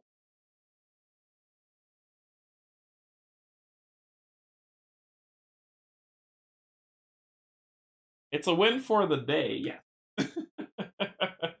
So return all our citizens back to the pool. And then we need to place citizens in tents, bunkhouses, or houses to basically see who slept inside and who slept outside. Anyone who sleeps outside gets sick, even if it's a warm space. The only time the warm spaces count is right now. Remember, over here, yellow houses, yellow buildings, orange buildings, and red buildings are heated. Only heated buildings can they sleep in. If this tent was not heated, you cannot use it to sleep people in. They just get sick. So that's where that comes into play. So luckily, everything's good. Everybody's happy. So now we just need to put, and I have it filling up just the near tiles and the center tile. So we've got 1, 2 houses. Because I'm dumb. So that means each tent houses 2 meeples. So 1, 2, 3, 4. So 4 people are not going to get sick. Okay. Well, sorry, 4 people aren't going to get sick out of the 5, 6, 7, 8, 9, 10 people that we have. So that means 6 people are getting sick. We'll put both the kids in 1 tent. So the kids aren't going to get sick. Which leaves 2, 3, 4, 5, 7. So that's 2. 2 more people won't get sick. We'll do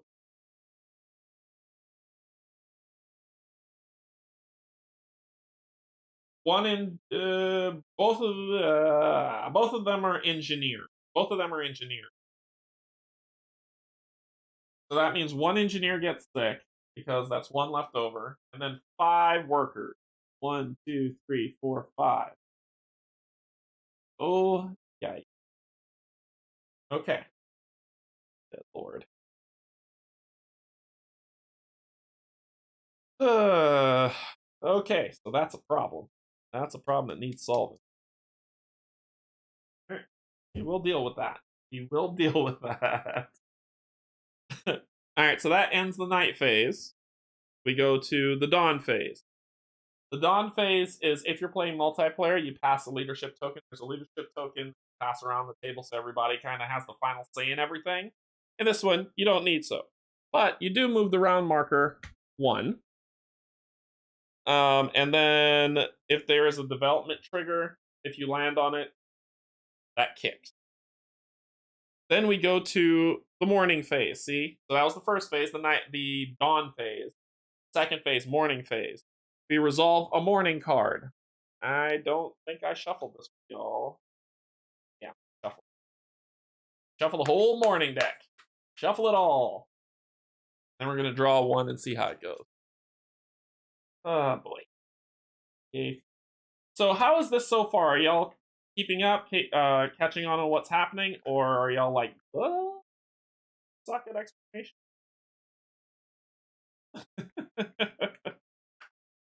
As soon as I get through one full round, I'm going to speed up. And then you'll see how fast this game goes. I just want to explain each thing to y'all so you can see. So you draw a morning card. And a coup? Oh, no. All right, so it says a coup. We've received reports of secret gatherings conducted in private. We fear there are some who might be trying to depose you. So either we get to choose 1, 2, or 3. We should conduct a survey to determine the political leanings of our citizens. So if we have one less engineer, something happens. Suspicious. Investigate and have the watchman barge in on one of their meetings. And, something happened. Or promise a reward to anyone who can report news of potential plots to you, which something happened. So, and each one of these cards, at the end, you see that X? That means that this card gets removed. So, somebody's plotting against me.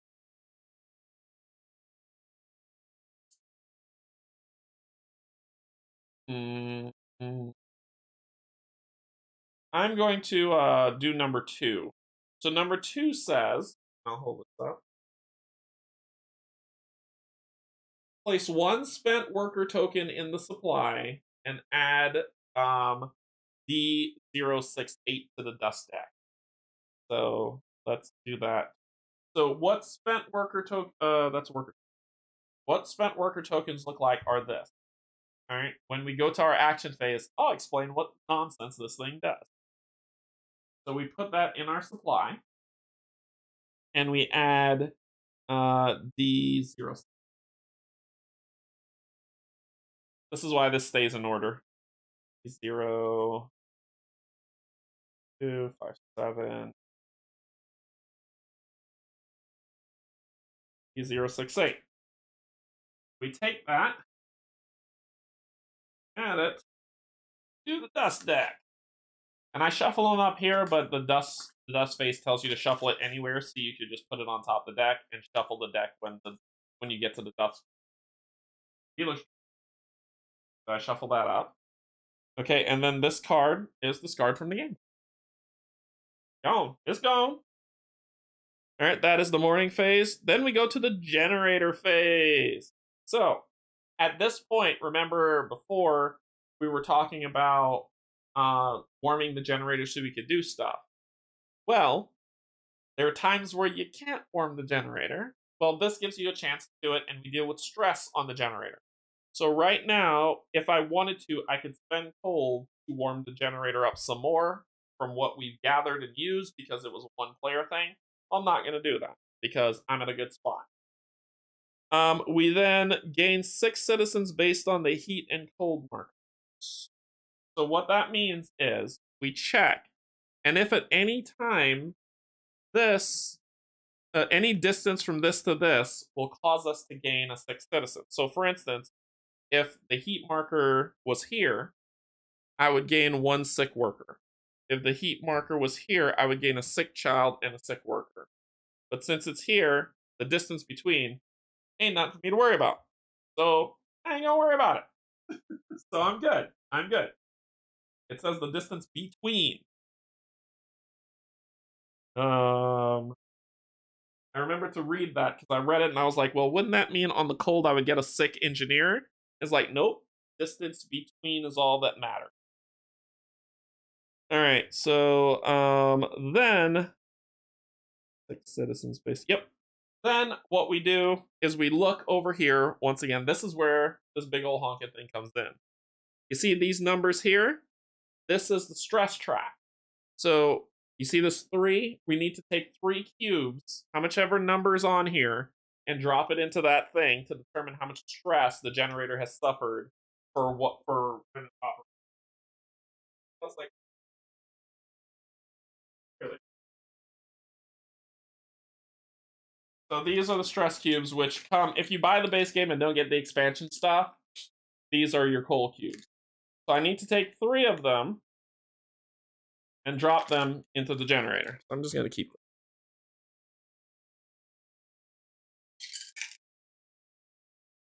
I think I dropped all of them through. So then you careful now. Pull this out.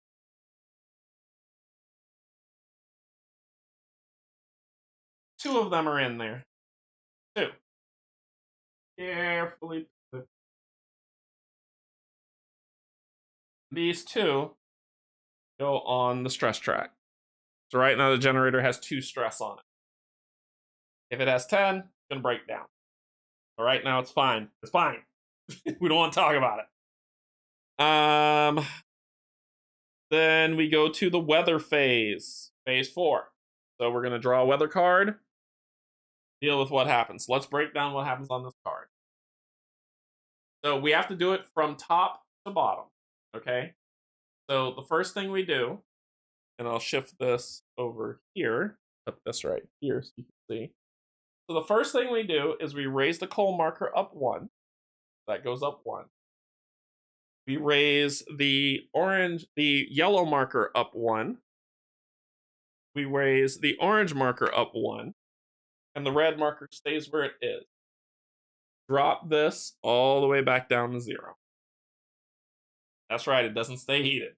So now it's going to cost more coal to stop this stuff from going down. Okay. Next thing we do over here, and we take a look at any huts. Sorry, we take a look at any places that have that symbol, and you gain 1 food. You gain 1 food per symbol. So up here, you gain 1 food. And then the next symbol that's on there is if you have an expedition going, you would move it 3 spaces up the expedition track. So they made some really great progress that day. And then finally, the last one, you advance the storm on you by 1. Then you discard the weather card. That was the weather phase. Look at that. Crazy, right? Preparation phase. So on the preparation phase, on the preparation phase, we got some sick people incoming. We got a gravely ill person. We choose our advisor. So basically, this is the only phase that you can activate your advisor ability. 1 advisor for preparation phase. Not all, just the lead advisor. They can activate their ability if they want. That's the only time they can activate their abilities on the preparation phase. And then you resolve any sickness effects from down here. Well, looky here. We've got a worker that is gravely ill. Uh-oh. That's not good. I just want to check real quick.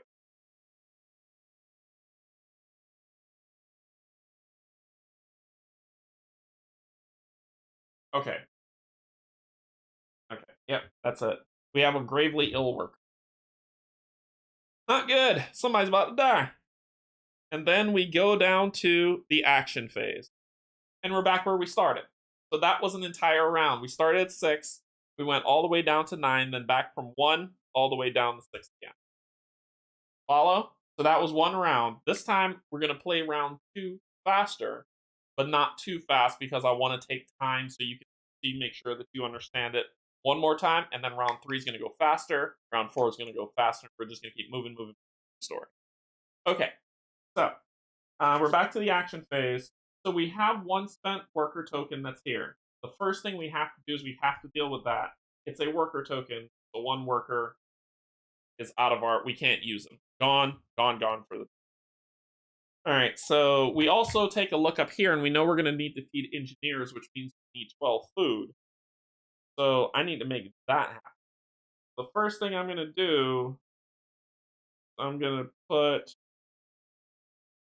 a worker on the hunting hut to gain 4. 4. I'm going to put a worker to grab on the sawmill that will cut this adjacency, 1 tree for 3 wood. I will put kid to get me some. Oh, no, I'm not. No, I'm not. No, I'm not. No, I'm not. Pull it back. No, I'm not. No, I'm not. I'm not doing all of that. I'm not doing any of that. Pull it back. Pull it back. Pull it back. Pull it back. Pull it all back. 1. Should have 1 food left. Okay.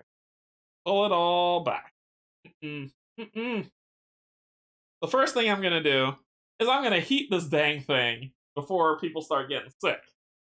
So I'm going to spend the 4 coal I have to heat this generator. 1, 2, 3, 4. Okay, now I'm going to put the sawmill there to gain 3 wood. I have to use a meeple here on this one. I'm going to put a child here, gather 2. That's 5. I'm going to put a person here to gain food. 1, 2, 4, which is 5.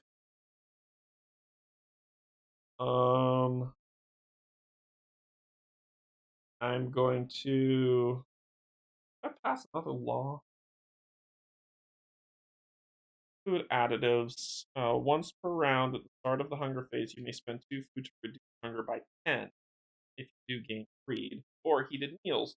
Whenever you perform an action with a citizen meeple, you may spend 2 food to count that action. But I would gain back air. But what I can also do is I could play this card, Matilda Oakwood. Nope, I don't have a medical post. I cannot play her.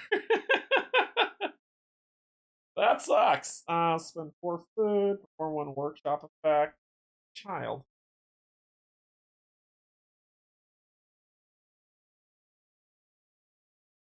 Need a medical post. I need a medical post. This one let me activate air. Perform the building secure effect. So I need to build a medical post wood. I want to build a dang beacon. Yeah,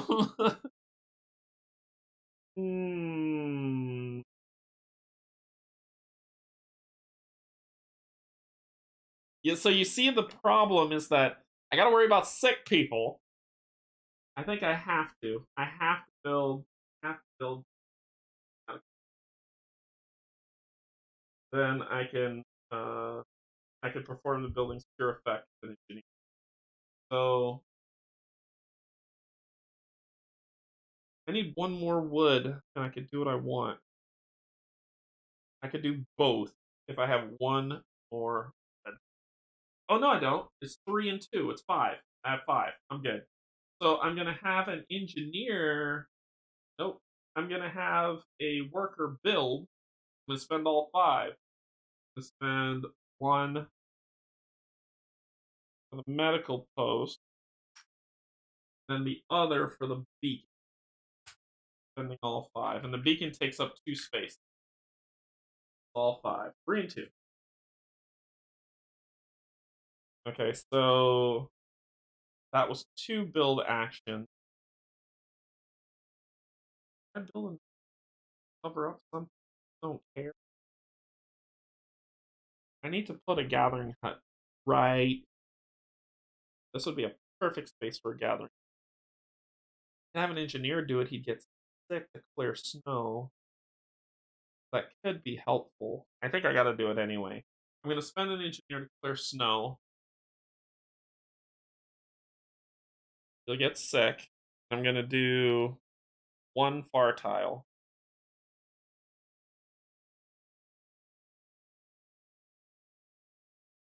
And it's going to add 3 food. 1, 3. And there's going to be a core there.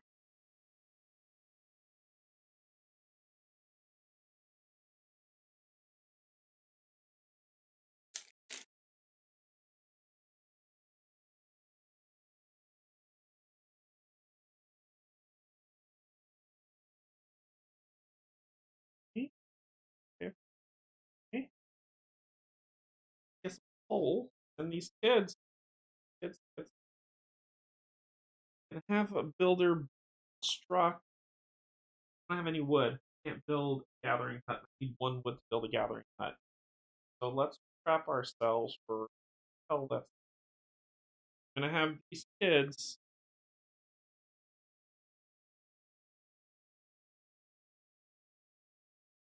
Yeah, I'm dead. Gonna have these kids gather.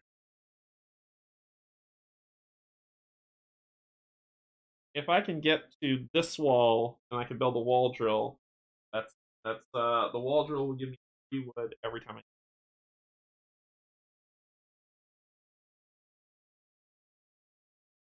go here. Gain 2 coal.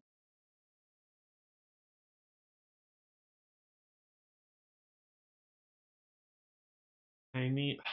I'm gonna have hunger to deal with. I got 3 more meeples I could use. Um, can gain tons of coal. Gathering hut. Ugh. I put that bad boy right here. Coal City. Um. Oh, I need to use my effect. The whole time, or the whole reason I built the medical post. I'm going to use Raphael, who says use a building. I'm going to spend an engineer on this card. Use a building, medical post. Activate care. And perform the building's cure effect. Cure.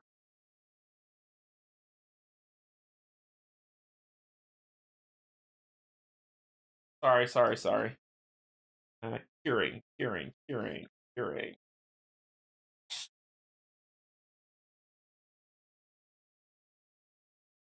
Various game effects, including some building actions, allow you to cure some of your citizens.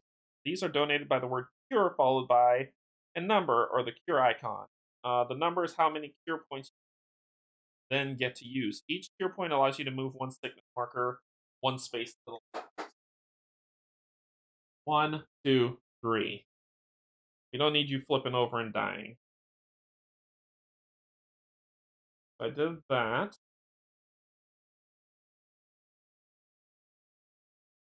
I can.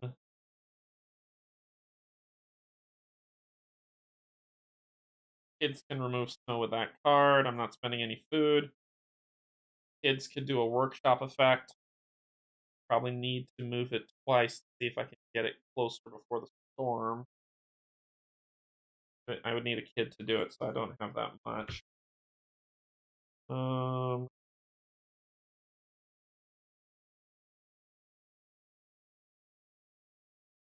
have no wood.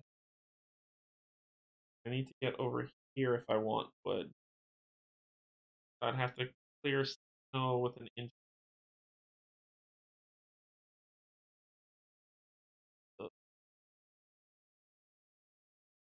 I think I gotta do it again. I think the engineer's 3. I'm doing 2 near tiles. Do 1 here, 1 here. Hey, Frederick, what's going on? Flip chair. Flip that over, so that's some wood. And flip that over, more wood. Wood here. Wood here. Coal. Coal. Okay. Sad thing is I only have 1 engineer left. If I can build a gather, that's very pretty.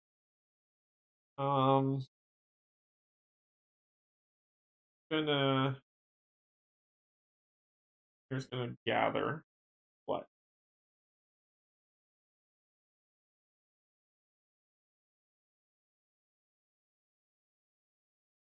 I'm gonna gather wood.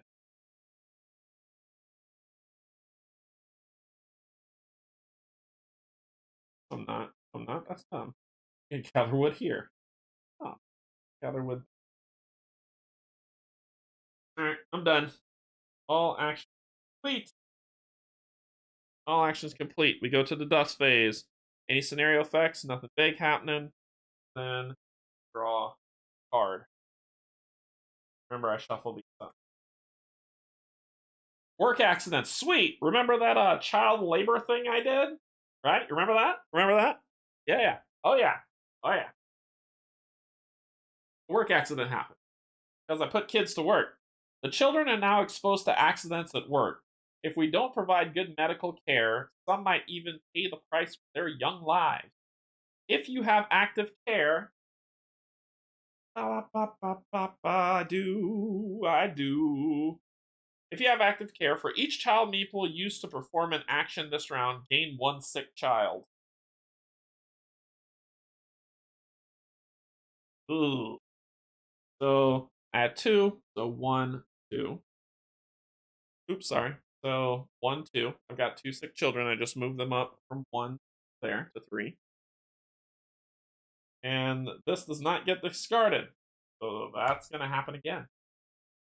Then we go to the hunger phase. Nobody's hungry. And who do we need to feed this turn? We need to feed the engineers. Well, there are 12 engineers. I've got 8 food. So this goes to 0, and this goes up to 4. So 4 people will be hungry next round. Not cool! So I have to feed them first, no matter what. Okay, so that's the hunger phase. Then night phase. Get them all back, and a lot of... No, that surplus is gone. This spent worker token goes back into the pile. It's removed. It just had that one-time effect. Moving people. This card is discarded because I used it. Back. Oh. Yep. Okay, so now we deal with sleeping problems. So what's warm? Every building is warm still. That's the reason why I was doing stuff, because every building was warm. So we've still only got 1, 2 tents, so 4 people. The kids definitely, so that's 1, 2. And this time we're gonna go. This time we're gonna go with 2 workers, which means 3 workers are gonna get sick. So, right? So if we do, that means, so 2 kids are fine. So the kid sick isn't gonna move. Actually, I don't mind if 1 kid gets sick. That won't hurt. 1 kid will get sick. So that's 1 space. A worker will go in the other one, so that's 2. 2 more workers, that's 4. That means I got 6. I got 5 more places to place. 1, 2, 3, 4, 5. I don't want to flip. I 1, 2, 3, 4, 5. I don't want to flip back. There we go. Oh, that sucks. Okay. So that ends that. We go to the dawn phase. Pass a leadership token. Move the round marker to round 3. This time we gotta feed workers. There's 22 of those buggers. But now the beacon's up, we can actually go on expeditions. Fantastic. And that's probably where I should have sent my last meeple, but whatever. Alright, so that's 3. We're going round 3. Then I resolve any development. We didn't hit any development net. Morning. Let's see what's happening. See what's happening in the morning phase. Fanatics! Really? They believe that it's the end of the world, and they know it, and they don't feel fine. They believe it's the end of the world, and no one can save humankind. They just stand on the streets with signs foretelling doom. We should do something before more people fall into this stupor. Activate apathy. Do we have apathy? Gotta get. I don't believe so. I think that's just anger.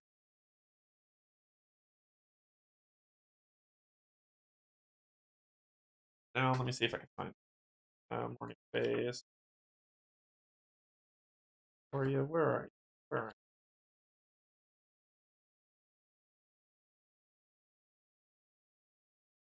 you? A legend of what they are. Probably early in the book. Book tells you everything you need to know. It's actually a really well put together book. It's just there's no index. Here it is. So apathy is the dot dot dot. We don't have apathy, so we don't activate it at all. You're very very very fortunate. So it says activate apathy, but we can't activate apathy because we don't have it. So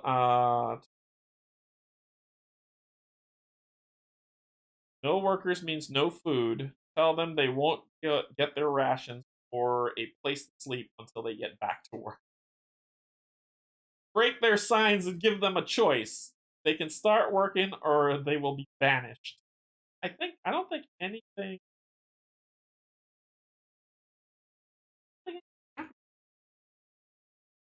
See. Whenever you are instructed to activate a token, flip over one exhausted token to its active side. When instructed to exhaust, okay, so we do have.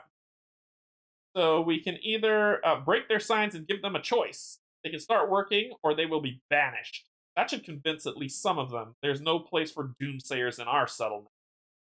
-1 hope and lose 2 workers, or we can convince them that our situation is far from doomed. When they are released, when they realize that there is still hope, they'll go back to work. Only if you exhaust motivation. I don't have motivation, right? I don't have motivation. I just have justice care. So that means that third path that is here is not available to me. So I cannot do this. I have to do one of these. I'm going to lose 2 dang workers and -1. Because I don't want to lose 4 workers. That's just going to be awful. I'll minus care. And I lose 2 workers. What do I mean lose? Wait.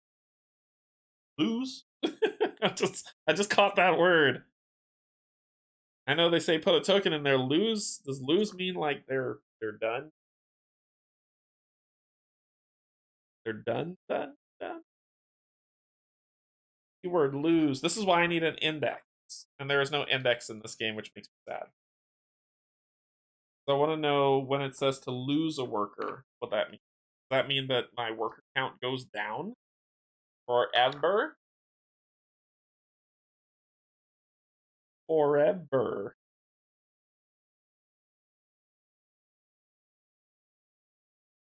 I don't know if anybody knows. It's going to take me a second to find it. Gaining, losing, and spending. Look at that. If you're instructed to lose something that you don't have, you lose what you can and perform the correction. For example, but that doesn't help. Citizens are tracked with the 3 citizen markers. Whenever you gain citizens, move it up. Whenever you lose citizens, yep, they're gone. They gone. So I lose 1, 2 citizens. I'm still at 5, but I lose 2 workers.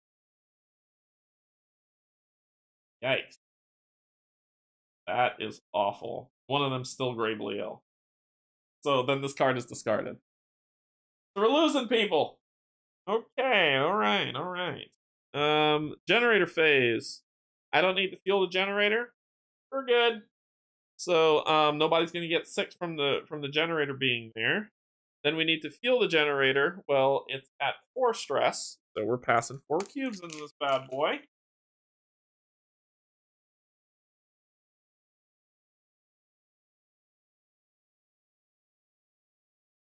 We gotta put 4 cubes into this thing.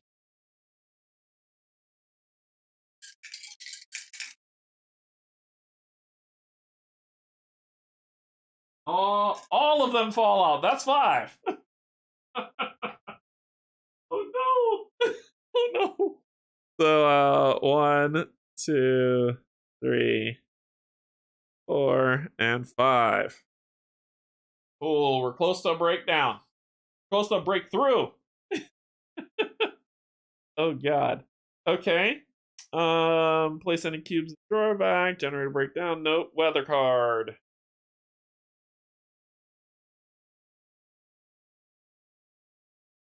So cold moves up 1. Yellow moves up 1. This one moves up 1. This one moves up 1. All that moves up 1. This goes back to 0. Then we get 1 food and 4, which would have been excellent, but the storm does not move. It would be an explosion that happens, Dan. An explosion. All right. Then we go to the preparation phase, resolve any sickness effects while one of our engineers is gravely ill.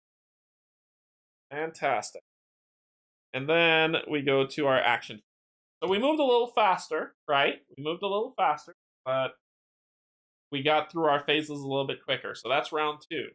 Round 3, we're going to move faster. So the only slowdown is me deciding what the heck to do. So the first thing I'm going to do, I've only got 2 coal. Oh my gosh. I only got 2 coal, which means only red buildings will be heated. Well, let's do it. I spend the 2 coal. Only red buildings will be heated now, not even this tile. So everything I do is going to be sick. Everything. And no, I cannot add coal after. You only do it at the beginning of your turn. Damn. This is going to spiral. The first thing I'm going to do is a warm action. Is send somebody out on an expedition so y'all can see that. We're going to send someone to... I'm going to come down here and place them. So one of my meeples is off. Alright, kids. Get out there and be somebody. Give me 2 coal, and you get sick for it. And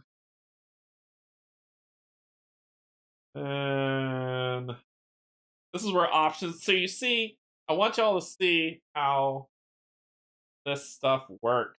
Like how there's no dice, but there's still hard decisions to make. I got gravely ill people. 2 people about to die. I just don't know who. I'm going to build 1 more wood to make it worth it.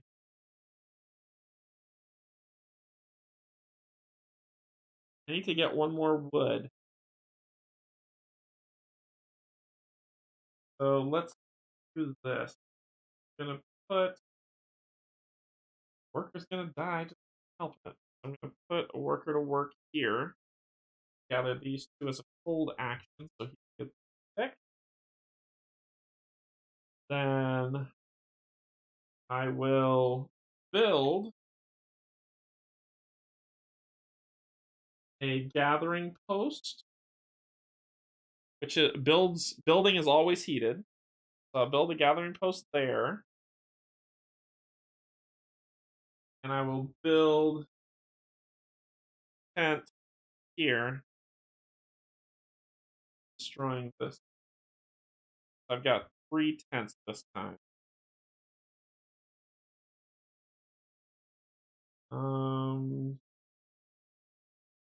Wait, sorry. So that's all 4 wood. I'm going to gather. I die. I'm going to gather from the gathering post that I just built. So gathering. Oh my gosh, this is a brain burner. This is a brain burner where you can't do everything, so you gotta do what you got. Gathering post. Gathering post. Here it is. Take 1 resource from each adjacent space and place them in the supply. So, adjacent spaces. This is important. This is important. Here. Adjacent spaces are hexes. So it says take 1 from each adjacent space. This is an adjacent space, both of these. So is this. So is this. So is this. So you, you, and you. I can't take any wood because I need the sawmill to. But I got a core. Ooh. Get the upgrade. The upgrade to the core.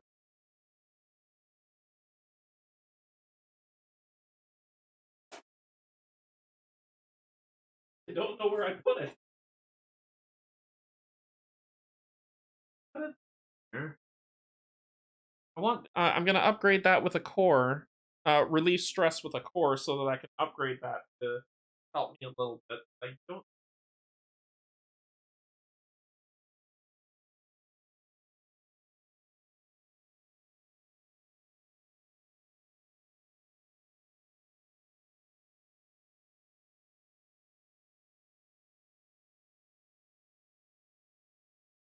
Alright, I'm getting kind of worried.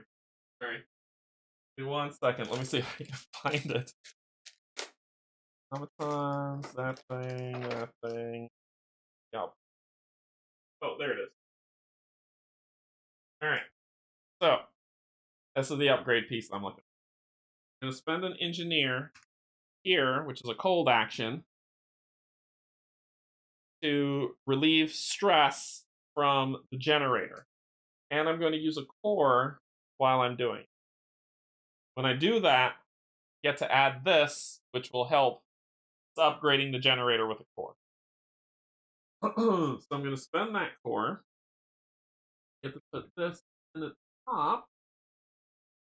And I get to remove.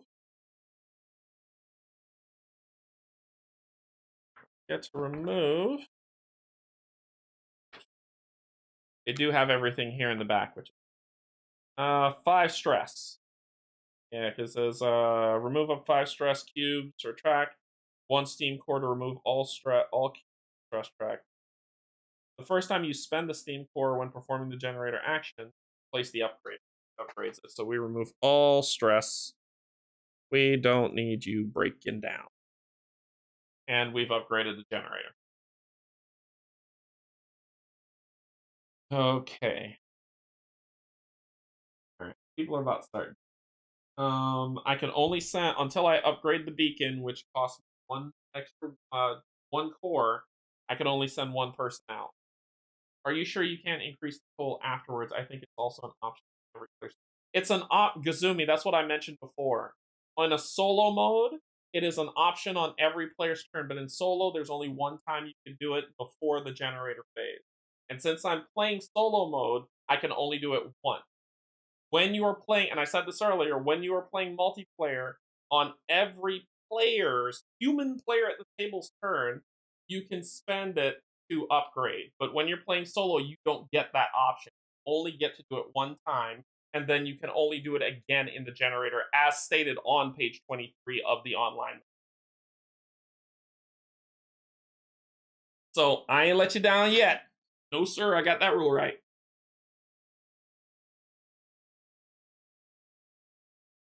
At the start of each player's turn, it says you can do it. So if we're playing multiplayer, if there was another person here, when I did a turn at the start of their turn, they could then do it. But no, since this is solo, it's just the 1 shot I got.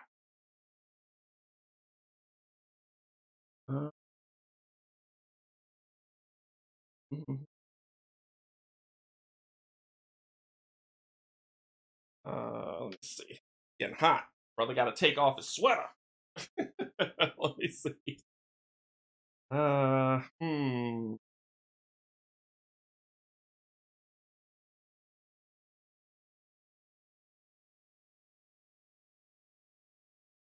What do?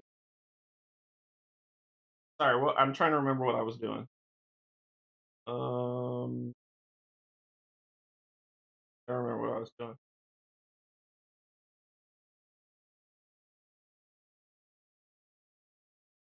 My brain just shut off. Let me see what am I doing? Somebody's gonna die, so we can't really help it. Let's do this.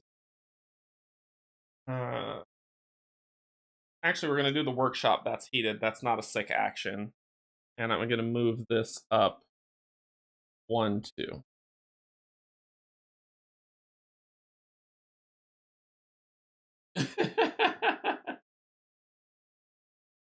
Like the generator, Kanji's brain just exploded. Yeah, I was focusing on it, so I moved that up 2. So that might be a little bit better.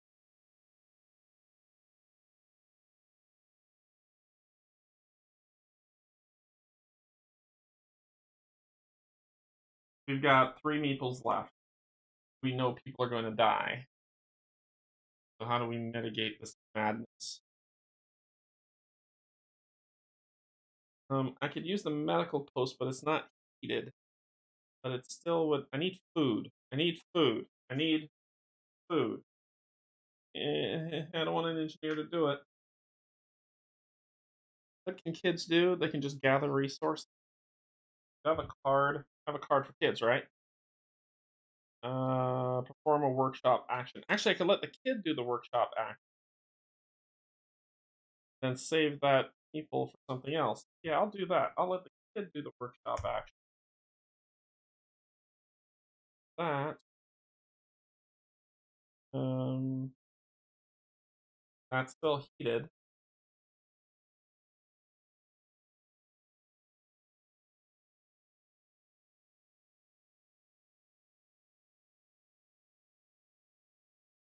Does it work?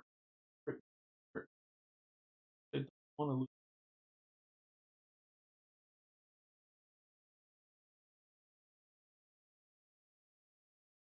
food, or else we're gonna gain discontent. So I've got it. I'll do it with work. That's 4 food. 1, 2. So I'll be able to feed people at least, but I'm gonna gain a ridiculous amount of hunger next round.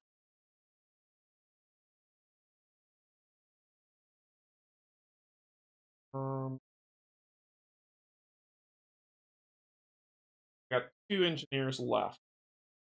No one do anything with either of them. Oh my goodness.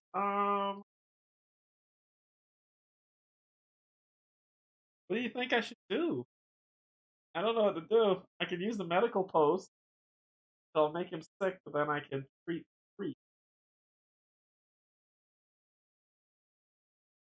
Honestly, got nothing. We got 3 tents this time. I don't have any wood. I could use the saw to get 3 wood on 1, which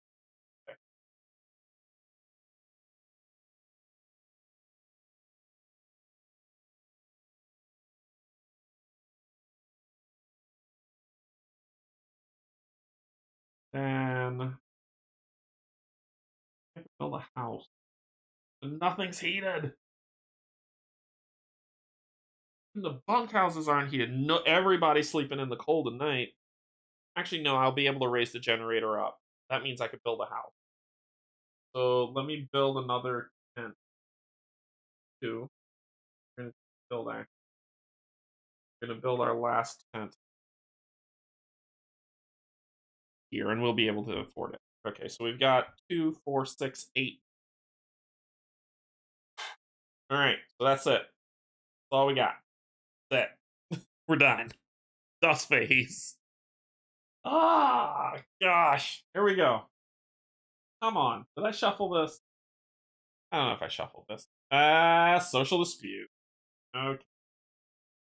Social disputes. Social disputes cards are fun, but not fun.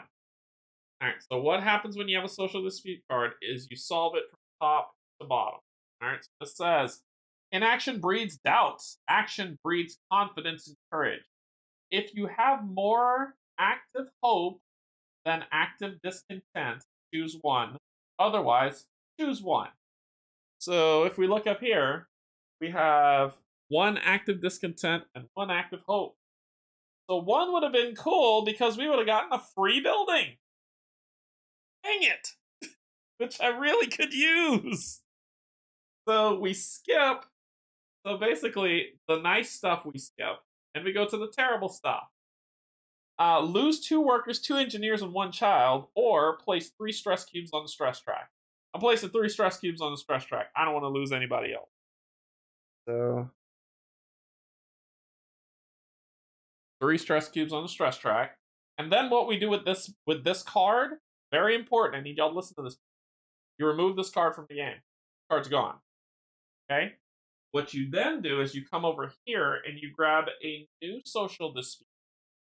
You take the discard pile and the deck and shuffle it all back together. So now there's a new social dispute that's going to come up from what you have. Shuffle it back. That's your new Dusk deck. All right. Hunger phase. We need to feed people from... Oops, sorry, wrong place. We need to feed... So we need to feed 1, 2, 3, 4. 1, 2, 4. So we solve that. But then we need to feed our workers this time. We have 20 workers. I only got 1 food. So you know what's happening with this? Zoop. Hunger goes all the way up to 19. Just like that, I'm about to lose the game. Almost. Almost. So this might be a quick game. All right, then we go to the night phase. Yeah, we're going to get a lot of sick people. All right, so get them all back, except for the person on the expedition. I should have got more. Thank you. Thank you, Baron. for that nugget of insight. Appreciate it. You probably should have got more food then. I'm here for you.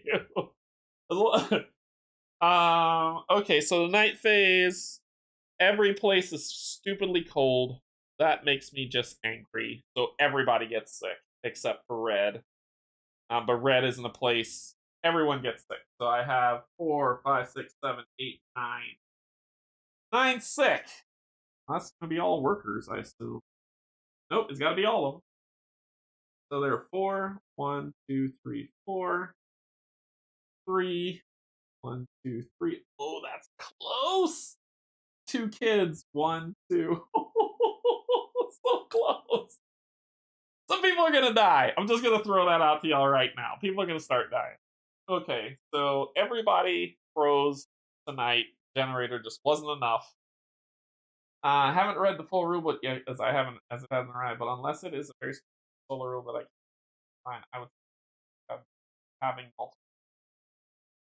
Until I mean, it's probably I will err on that you're right on that one. I don't know. As I read it, it just says that on each player's turn, I guess maybe every meeple I get a turn, but that seems weird to me. But maybe you're right. Maybe you're right. Because it says on every player's turn you could do it. It's on page 20 of the generator phase. You may spend any number of coal. Nope.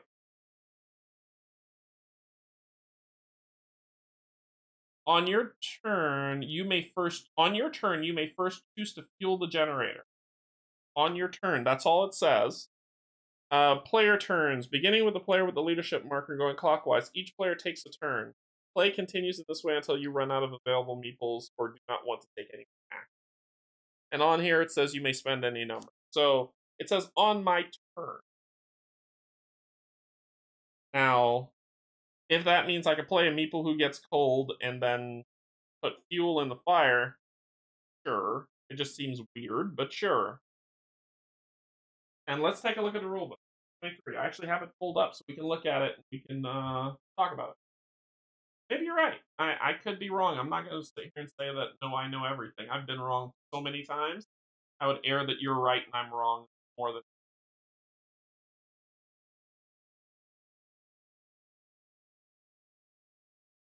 Not that. Not pulled up. Oh. Oh.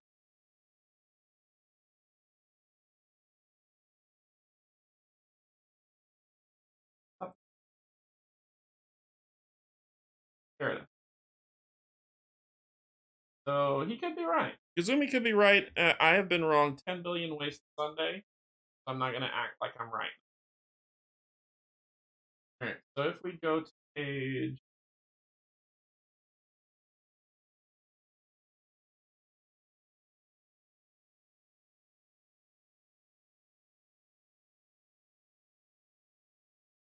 be something that I've been getting wrong and game harder for myself already.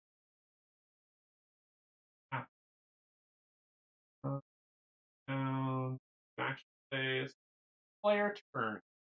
Beginning with the player with the leadership marker, point clockwise. Player takes play continues this way until you run out of available any more action. So at the start of the action phase, check if you have the correct number of apply based on corresponding markers on population track. Just the number apply as. Then if there are any unspent, you gotta deal with that stuff. So then it says, right after that, on your turn, you may first choose the generator as per the rules on a marker may be moved onto the cold marker, but not. That's as far as they go with the explanation, right? And this is what Yuzumi's saying is that every meeple places a turn. Nothing really spells that out. Do not check for generator stress when you fuel it in this way. Time you take an action, first check. So to me, and then it says, then you one available from the supply one of the following. So this is where the turn bit comes. It says a player turn. On your turn, you can perform one of these actions, and then your turn ends. In a single player game, it's always me. So that means for every meeple I place, Kazumi's saying it's a turn. So therefore, I could place one meeple to get sick and gain coal, and then the next people, and then I can say, okay, that ends that turn. So then I will spend that coal to keep the generator, and then take another turn with them. And that's what he's saying is happening. I didn't interpret it as such, but I could be wrong. I could be completely wrong.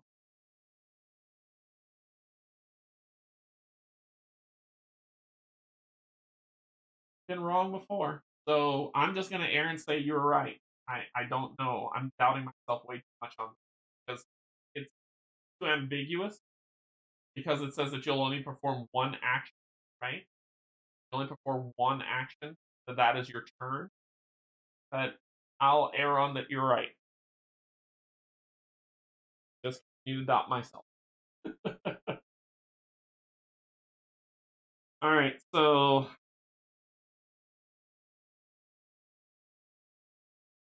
let's do that going forward. I don't want to back up anything. Let's just do that going. We'll just call that a mistake and keep it trucking. Okay, what phase was I on? I don't even remember. People get sick. I moved up the sick stuff. Cool. So we did all that.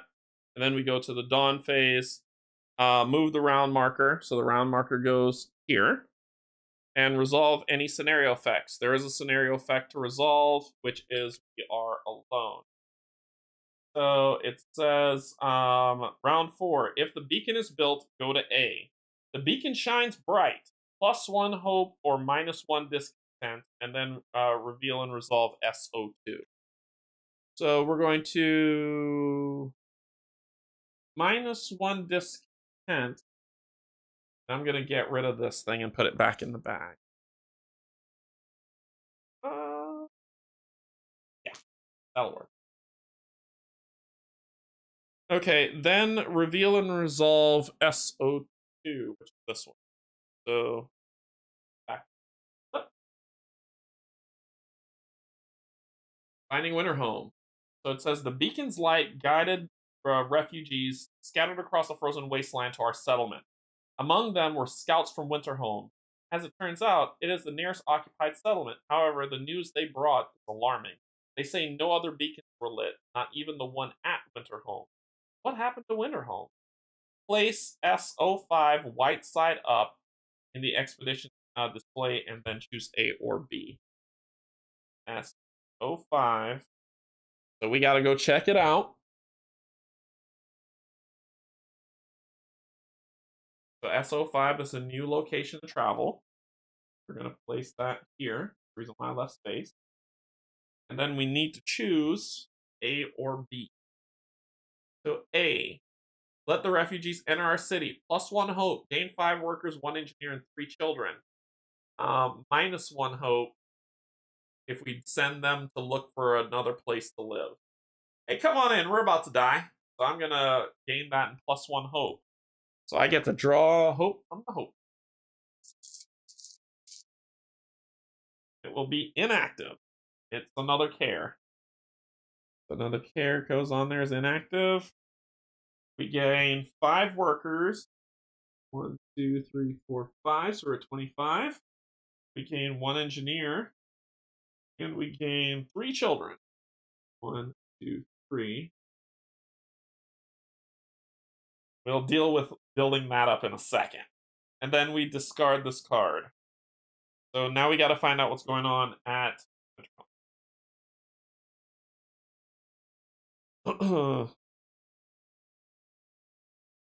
Okay, and then something's going to happen at round 11, so the scenario's still kicking. So this will move around 11. Something's happening. Okay. So that was the dawn phase. Then we go to the morning phase, resolve a morning card. Please be good.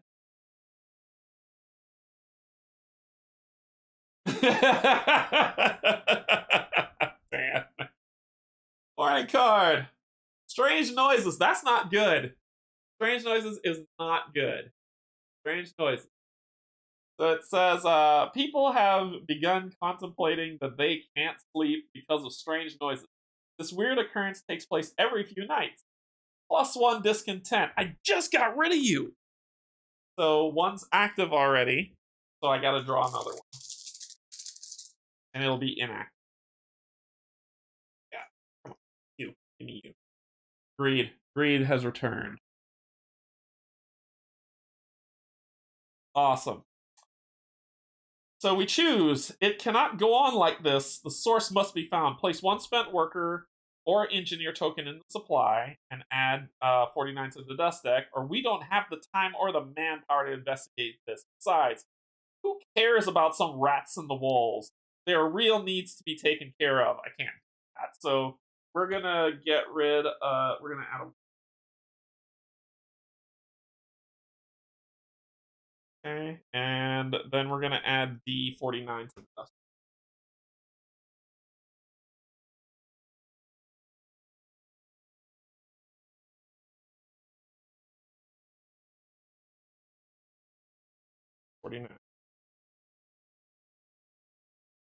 There's a lot of story in this game. To the dust deck. Shuffle this in. A lot of cards in here now. Building up. Getting scary. And then we discard this card. Then we go to the generator phase. Well, I'm gonna spend. I need 3. 3 to not kill somebody. Sick chow stuff isn't going to be a problem. Sick engineer is going to. There's an engineer that's going to die. I'm only going to spend. Look, this is not smart. Not smart. Oh, I'm gonna. They're gonna die anyway. I'm not spending any. They're gonna die anyway. So fuel generator for 1. Gain 6 citizens based on the cold. So we've got 1 sick. 1 sick. Okay. Then drop coal. We need to drop 4 in. And we got our upgrade.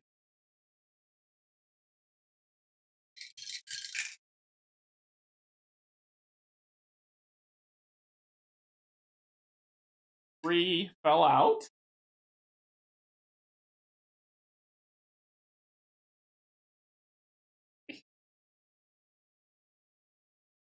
We're at 6.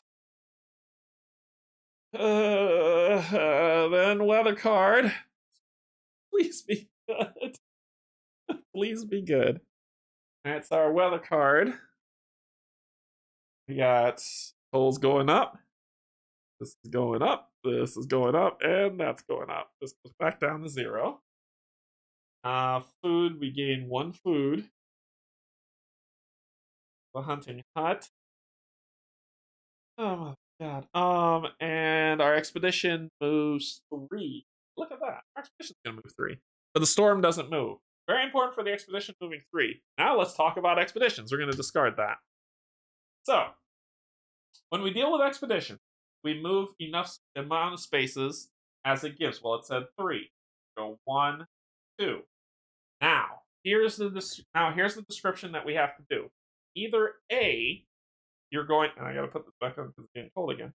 Either A, you're gonna say that you are going to continue on. Don't want to stop and check this site out. So if you stop and explore this site, you lose whatever movement you had left. If you don't, and you say you're going to move on, if you're at an A card, you're going to grab a B card. So basically, like, back in my but you would grab a B card. You would put the B card like this, and then you would continue your movement once more. All right. So if you want to not lose all your movement, you can continue looking and skip the area. But if you choose to explore the area, you automatically lose the rest of it. Well, this looks like supplies. So I'm going to stop in this area and check it out. So I'm going to lose the rest of my movement, which is fine. And then I take the card and I flip it over. And it says Expedition, Campsite, the thing we found. Traveling through the endless whitewashes does traveling through the endless white wastes does not fill you with hope, but it does bring a sense of serenity. We lost that sense when we stumbled upon a campsite that had been abandoned in a hurry. Food, personal belongings, and other useful items were left behind, as well as bloodstains on the snow. What happened here? So, we got some options, and this is where I love the expedition because it's very, very thematic. We can either head back, that what it says? Oh, run back, and we'll gain 6 food, or we can press on. And if we press on, only the frost can scare us onward. We gain 6 food, but we reveal the next tile. So here's how this breaks down, which is I think is really cool mechanic. So if we say we run back, we get our 6 food, we come back, get our 6 food, and we add it to the supply. No harm, no foul. We discard this card, and down here it says B. We would add a B card in its place. If we choose to continue, we would take this card, put it like so, add 6 food on it, grab a B card, and place it on top, and we're at the bottom of B. So we haven't returned with food. It isn't back. We still have it, and we're still moving on. So basically, if I'm like, okay, well, I want to stick with this, I'll put 6 food on there, and then I'll just do this, and my meeple will continue. And I have 6 food. So when I decide to return back to camp, I then resolve every card that is underneath it. So I can keep going all the way to C. And when C says, okay, return back home, I then resolve the effects of A, B, and C all together. So this is a really nice mechanic of saying, okay, I need food now, but there's the potential for me getting a lot more later. And the further you go out, the better your rewards, the better or worse your rewards are. My people could die and I lose everything. Or they could get some really cool stuff, and if I can live long enough, when they come back, it's going to be great. That makes sense. So, I'm going to come back. So they stay here because that's what they were doing. And when we do the when do they come back? Is it immediate on expedition?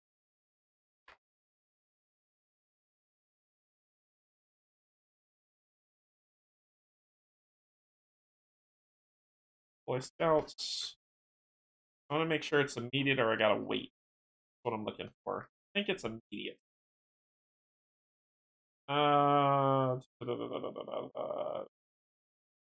Scouts on.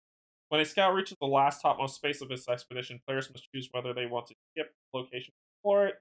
I've already talked about that. Return to the city. If you choose a return option, follow these steps. Return to set aside, scout to supply, resolve the effect of the chosen return operation on the card, and then resolve the effects of the continue if you do it. Okay, cool. So we get it back.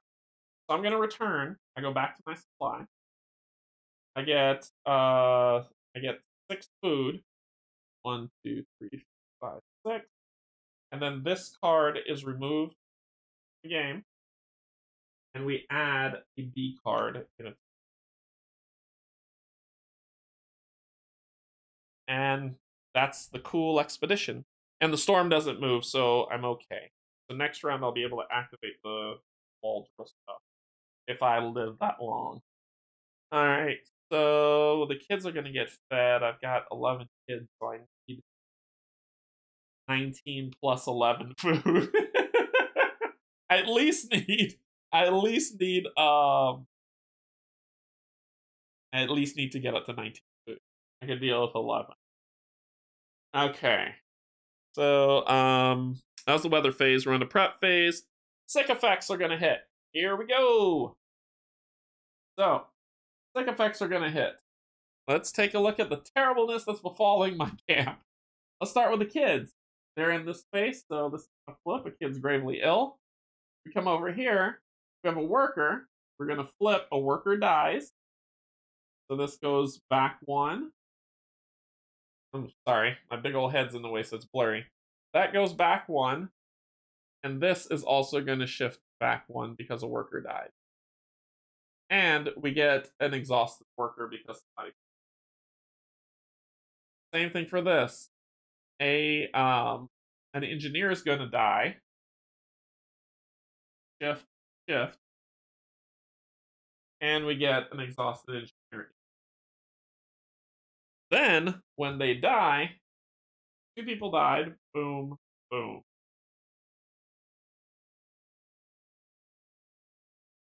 And when people die, when one of your citizens dies, follow the steps. Okay, so when they die, this is what the card deck is for. This is what this horrible thing is for. So when they die, remember 1 person died, which was a worker. We flip over this card here, and we look here at the bottom. When a worker dies, -1. So this is the worker that died. Hollow. And it's going to be -1 hope. So -1 hope. I'm just going to remove care and put it back in the bag. Then an engineer died. The engineer was Godna, and it says exhaust care and -1 hope. Care is already exhausted. Oh, let's shut off justice. I don't feel like losing 2. And that's what happens when somebody dies. Alright, then we go to the action phase. So we've got 1, 2, 3 exhausted. That has to be taken care of. Can't not do it. Oh, and I need to get how many new people I have. So I have 5 engineers, which I still have. I have 5 workers. I've got 3 engineers, and now I've got a 3rd. Yep. Alright, so 1, 2, 3. So they have to do that. So now this is all I got to deal with. Well, at the beginning of my turn, right, we're going to follow what Gazumi was saying. I will err on the side that I was completely wrong as 2 left shoes, and I'm going to spend all 4. 1, 2, 3, 4. So now this space is warm, which is perfect. I'm going to send the kids, gather some coal. That should be the end of a turn. Then I'm going to spend 2 more. 1, 2. Now everything's heated and we don't have to die. All right, so that's what he was talking about. The 1 action you get, then you keep. So you can have 1 person go out and be cold. Oh, wait. You gathered on a cold space, so I need to move. Okay. Sorry. Almost missed that. Now everything is nice and toasty. So we'll have 2, 4, 6, 8 people of the 2, 1, 3, 5, 7, 11. So I have 8 of 11 people being pretty. All right. We're heading back out on an expedition. I'm continuing on the so you're gonna head out. Then we've got stuff to do. All the buildings are heated. Oh, this is bad. That's some parts. Reveal 3 far tiles and place each on either top or bottom of the far tile stack. Spend for food.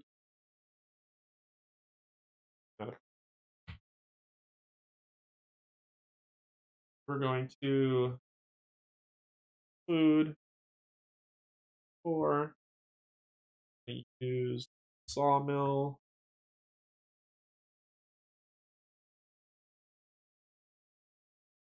Free.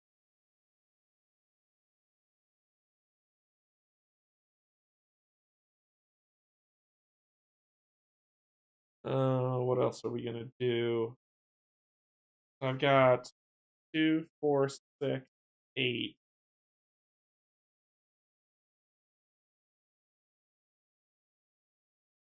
I can build a house with wood, or I can build another hunting hut.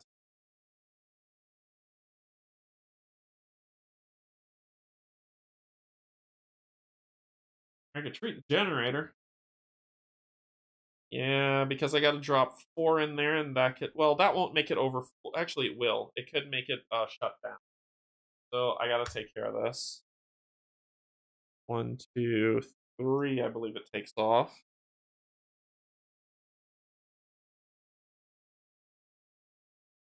I believe it's 3. Check. 5. 5. Takes 5 off. 3, 4, 5. Okay. I got 2 kids and an engineer left. All kids can really do is gather. So let's prep ourselves, shall we? I don't need any sick kid. Well, it's a warm zone. So an engineer's going to come here and gather 1. And we'll have this is happening next round.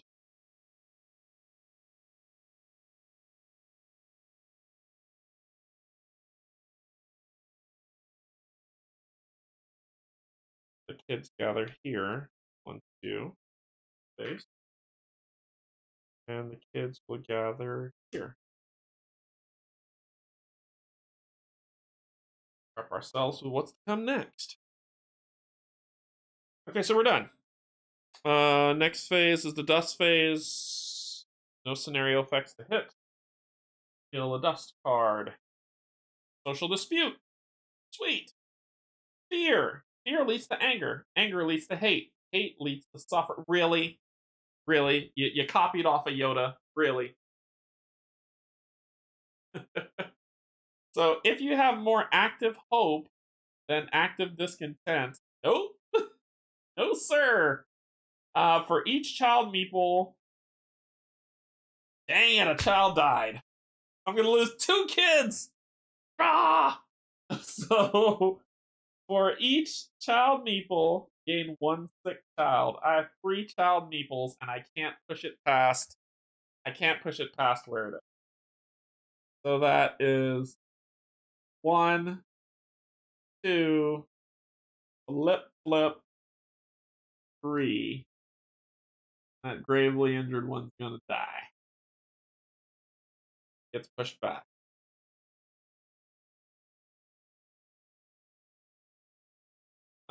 We minus 2 hope. Oh no! No, they were both inactive. Oh boy, I just lost the game. I just lost the game. Minus 2 hope, and they were both inactive. I just lost the game. 2 kids died. They said, you know what? You're out of here. Everyone's lost hope when Christine Wardrobe and Jesse Quakerson died. And I lost. I lost the game. Just like that. Just like that. Well, one kid died, which killed me, not two. Christina Wardrobe died. She was the sounding voice of everyone, and I lost. Game over. All hope lost. We lose the game.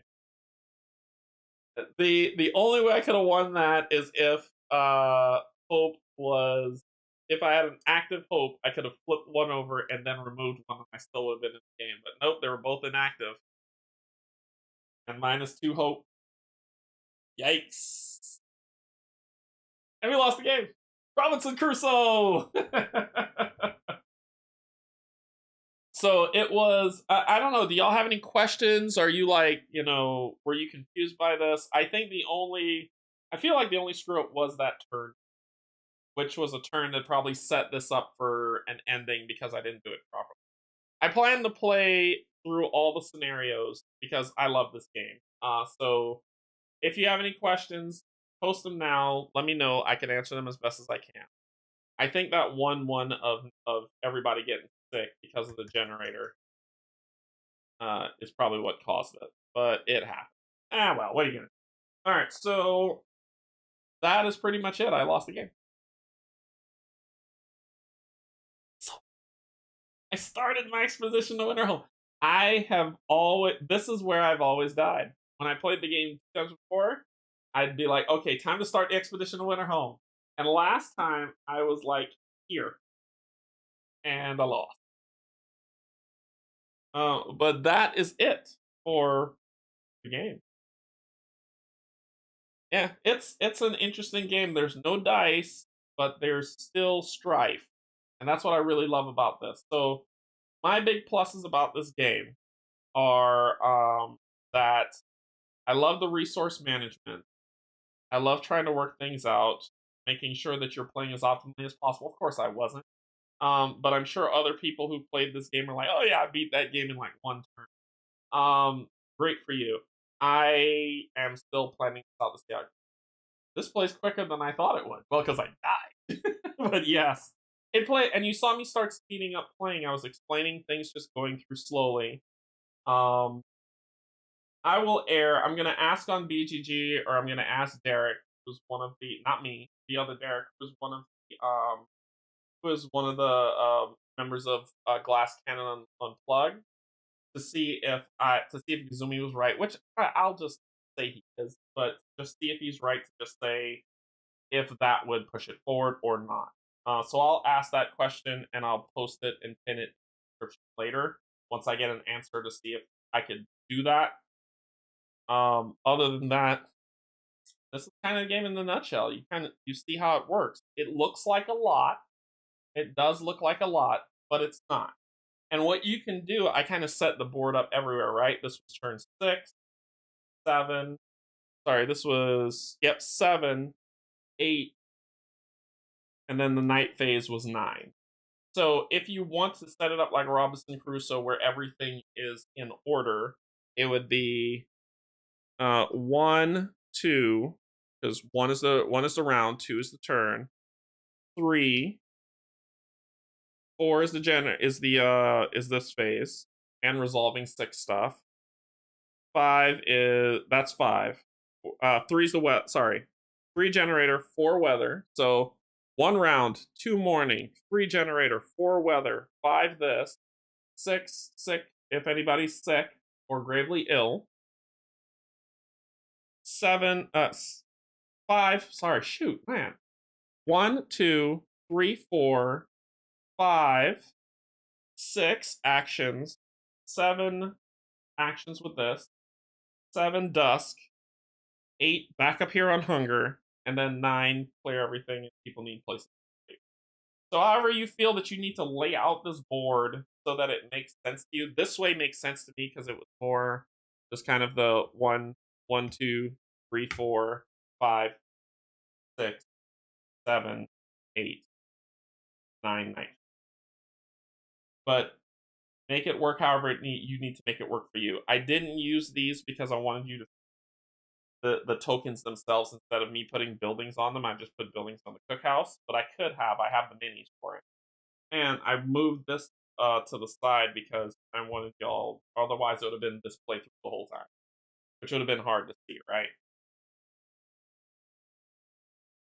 So that's kind of where it leveled. Overall, all in all, I love this game. It is one of my it was one of my four anticipated for this year. It was this one, Darkest Dungeon, Oathsworn, and Isofarian Guard, but Isofarian Guard got pushed out the next year, so it just became the three. I think this game is fantastic. I think it plays really well, really smooth, very thematic. If you like this War of Mine, you will love this game. If this War of Mine was like a game where you're like, I don't like it, it was kind of, I didn't enjoy it, felt like work, you won't like this game. But if you like this War of Mine, and if you like Robinson Crusoe, if you like both of those games, this game is for you. It is fantastic. It's fun. It's a quick play. It's great two-player. I can see this game being really great two-player, where we have to talk about what we want to do. Matter of fact, I think at the next Game in Palooza, I'm going to take this game and down to Steve's, and I'm going to introduce Game Steve to try it out, because I think he would like this one. I think he would like this game a lot, because he loves Robinson Crusoe, so I think he would like this game a lot. But that was the playthrough of this Path to Winterhome to find out what happens. There's a lot more to happen. In that first scenario, there's 1, 2, 3, 4, 5 more cards that we didn't reveal, and you didn't see what happened when the snowstorm cat caught up. That was nasty. I'll tell you that much. I think Paul Grogan got to the snowstorm in his playthrough and lasted a lot longer than I did. But these other ones didn't show up, so you didn't get to see what happened. And then there's the arcs, which is the next one. The next scenario 2. After the arcs, there's the Fall of Winterhome, scenario 3. So you find out what happens there. And then scenario 4, Ruins Tesla City. And then there is Canyon, a New Home Canyon. And I believe there's a Dreadnought scenario. If I look, there's a scenario book that comes.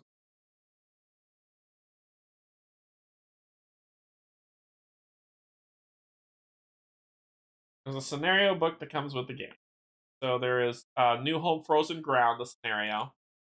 Tells you how to set it up. New Home Crags, so there's the Crags. New Home Flats, there's the Dreadnought, New Home Dreadnought. There is New Home Canyon.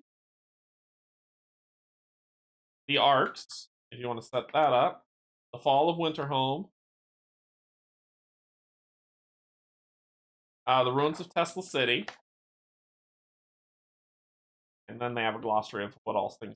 Why is it here and not in the book? Anyway, this is for the Frostlander. So that just tells you the stuff that gets added on. But there's a lot of scenario and a lot of replayability in this. Even if you don't use the scenario, setup of a game, super simple, right? But there is a lot of replayability in the game. I think the slam dunk win for Glass Cannon Unplugged. I think they've created a fantastic game that everybody should dive into if they can afford it. There's play this game with your friends, play this game with your family. I think 4-player, if you play it 4-player, you're going to find there's a lot of crosstalk. Someone else is planning over here. There's just a lot going on. For me, there was, when I watched that play, it was still fun. It was still enjoyable. It's just there was a lot going on that I had to read the rule book before I can go back and watch that to understand what was happening. But solo, this is how you see it. If you play 2-player, I think that's the sweet spot for the 2-player. Y'all have to work together. You have to sort this stuff out. 3-player is manageable, but 4 is too much. I think 3-player would be super manageable, but 4, I wouldn't recommend. Anyway, that's what I got. So I have no idea what time it is. About 3 hours. That's not so bad with teaching. That isn't so bad. So thanks everybody for joining me for my first playthrough of Frostpunk. I plan to do more, and I am going to take this over to have speed play, so we'll try 3-player if to go through playing through this game, and I'll take them through this scenario to see how they do and if we're successful or not. Um, and that'll be interesting. But I want to continue playing. I want to keep playing different scenarios, and we'll see how it goes. All right, everybody. Thanks so much for joining me. I hope this was enjoyable. I hope you enjoyed it. I hope you learned something. I hope it wasn't dull. Let me know in the comments what you thought, if this was something worth your time or worth your while, or even if, it wasn't your cup of tea and uh, you know, I don't know. But just let me know. Other than that, that's all I got. What's coming up? Friday, I'll be playing Arkham Horror Games with Conspiracy, Kate and Cynthia. Saturday, I'm actually gonna. I don't know. I don't know what I'm gonna do Saturday. I don't know. And I'll have to take a look at this now. You might buy this now. I think it's a fun game. This is a winner. Like, I don't see this leaving my collection anytime. I think this is a lot of one-off scenarios. I mean, this is great. It's not a campaign. You can make it a campaign if you want, but it's not a campaign. It's one-off scenarios. Play it, you're done. Very thematic board game. I don't know what else to say. Yeah, if I made any other mistake other than what Gazumi caught, and I'll post that. I'll pin that in the description after I post a question on BG. But I'll pin the outcome of that discussion in the description. I'm just going to air that he was right and work. But other than that mistake, if I made any others, let me know. Put it in the comments, and I hope you enjoyed the playthrough. Thanks, everybody. Bye bye.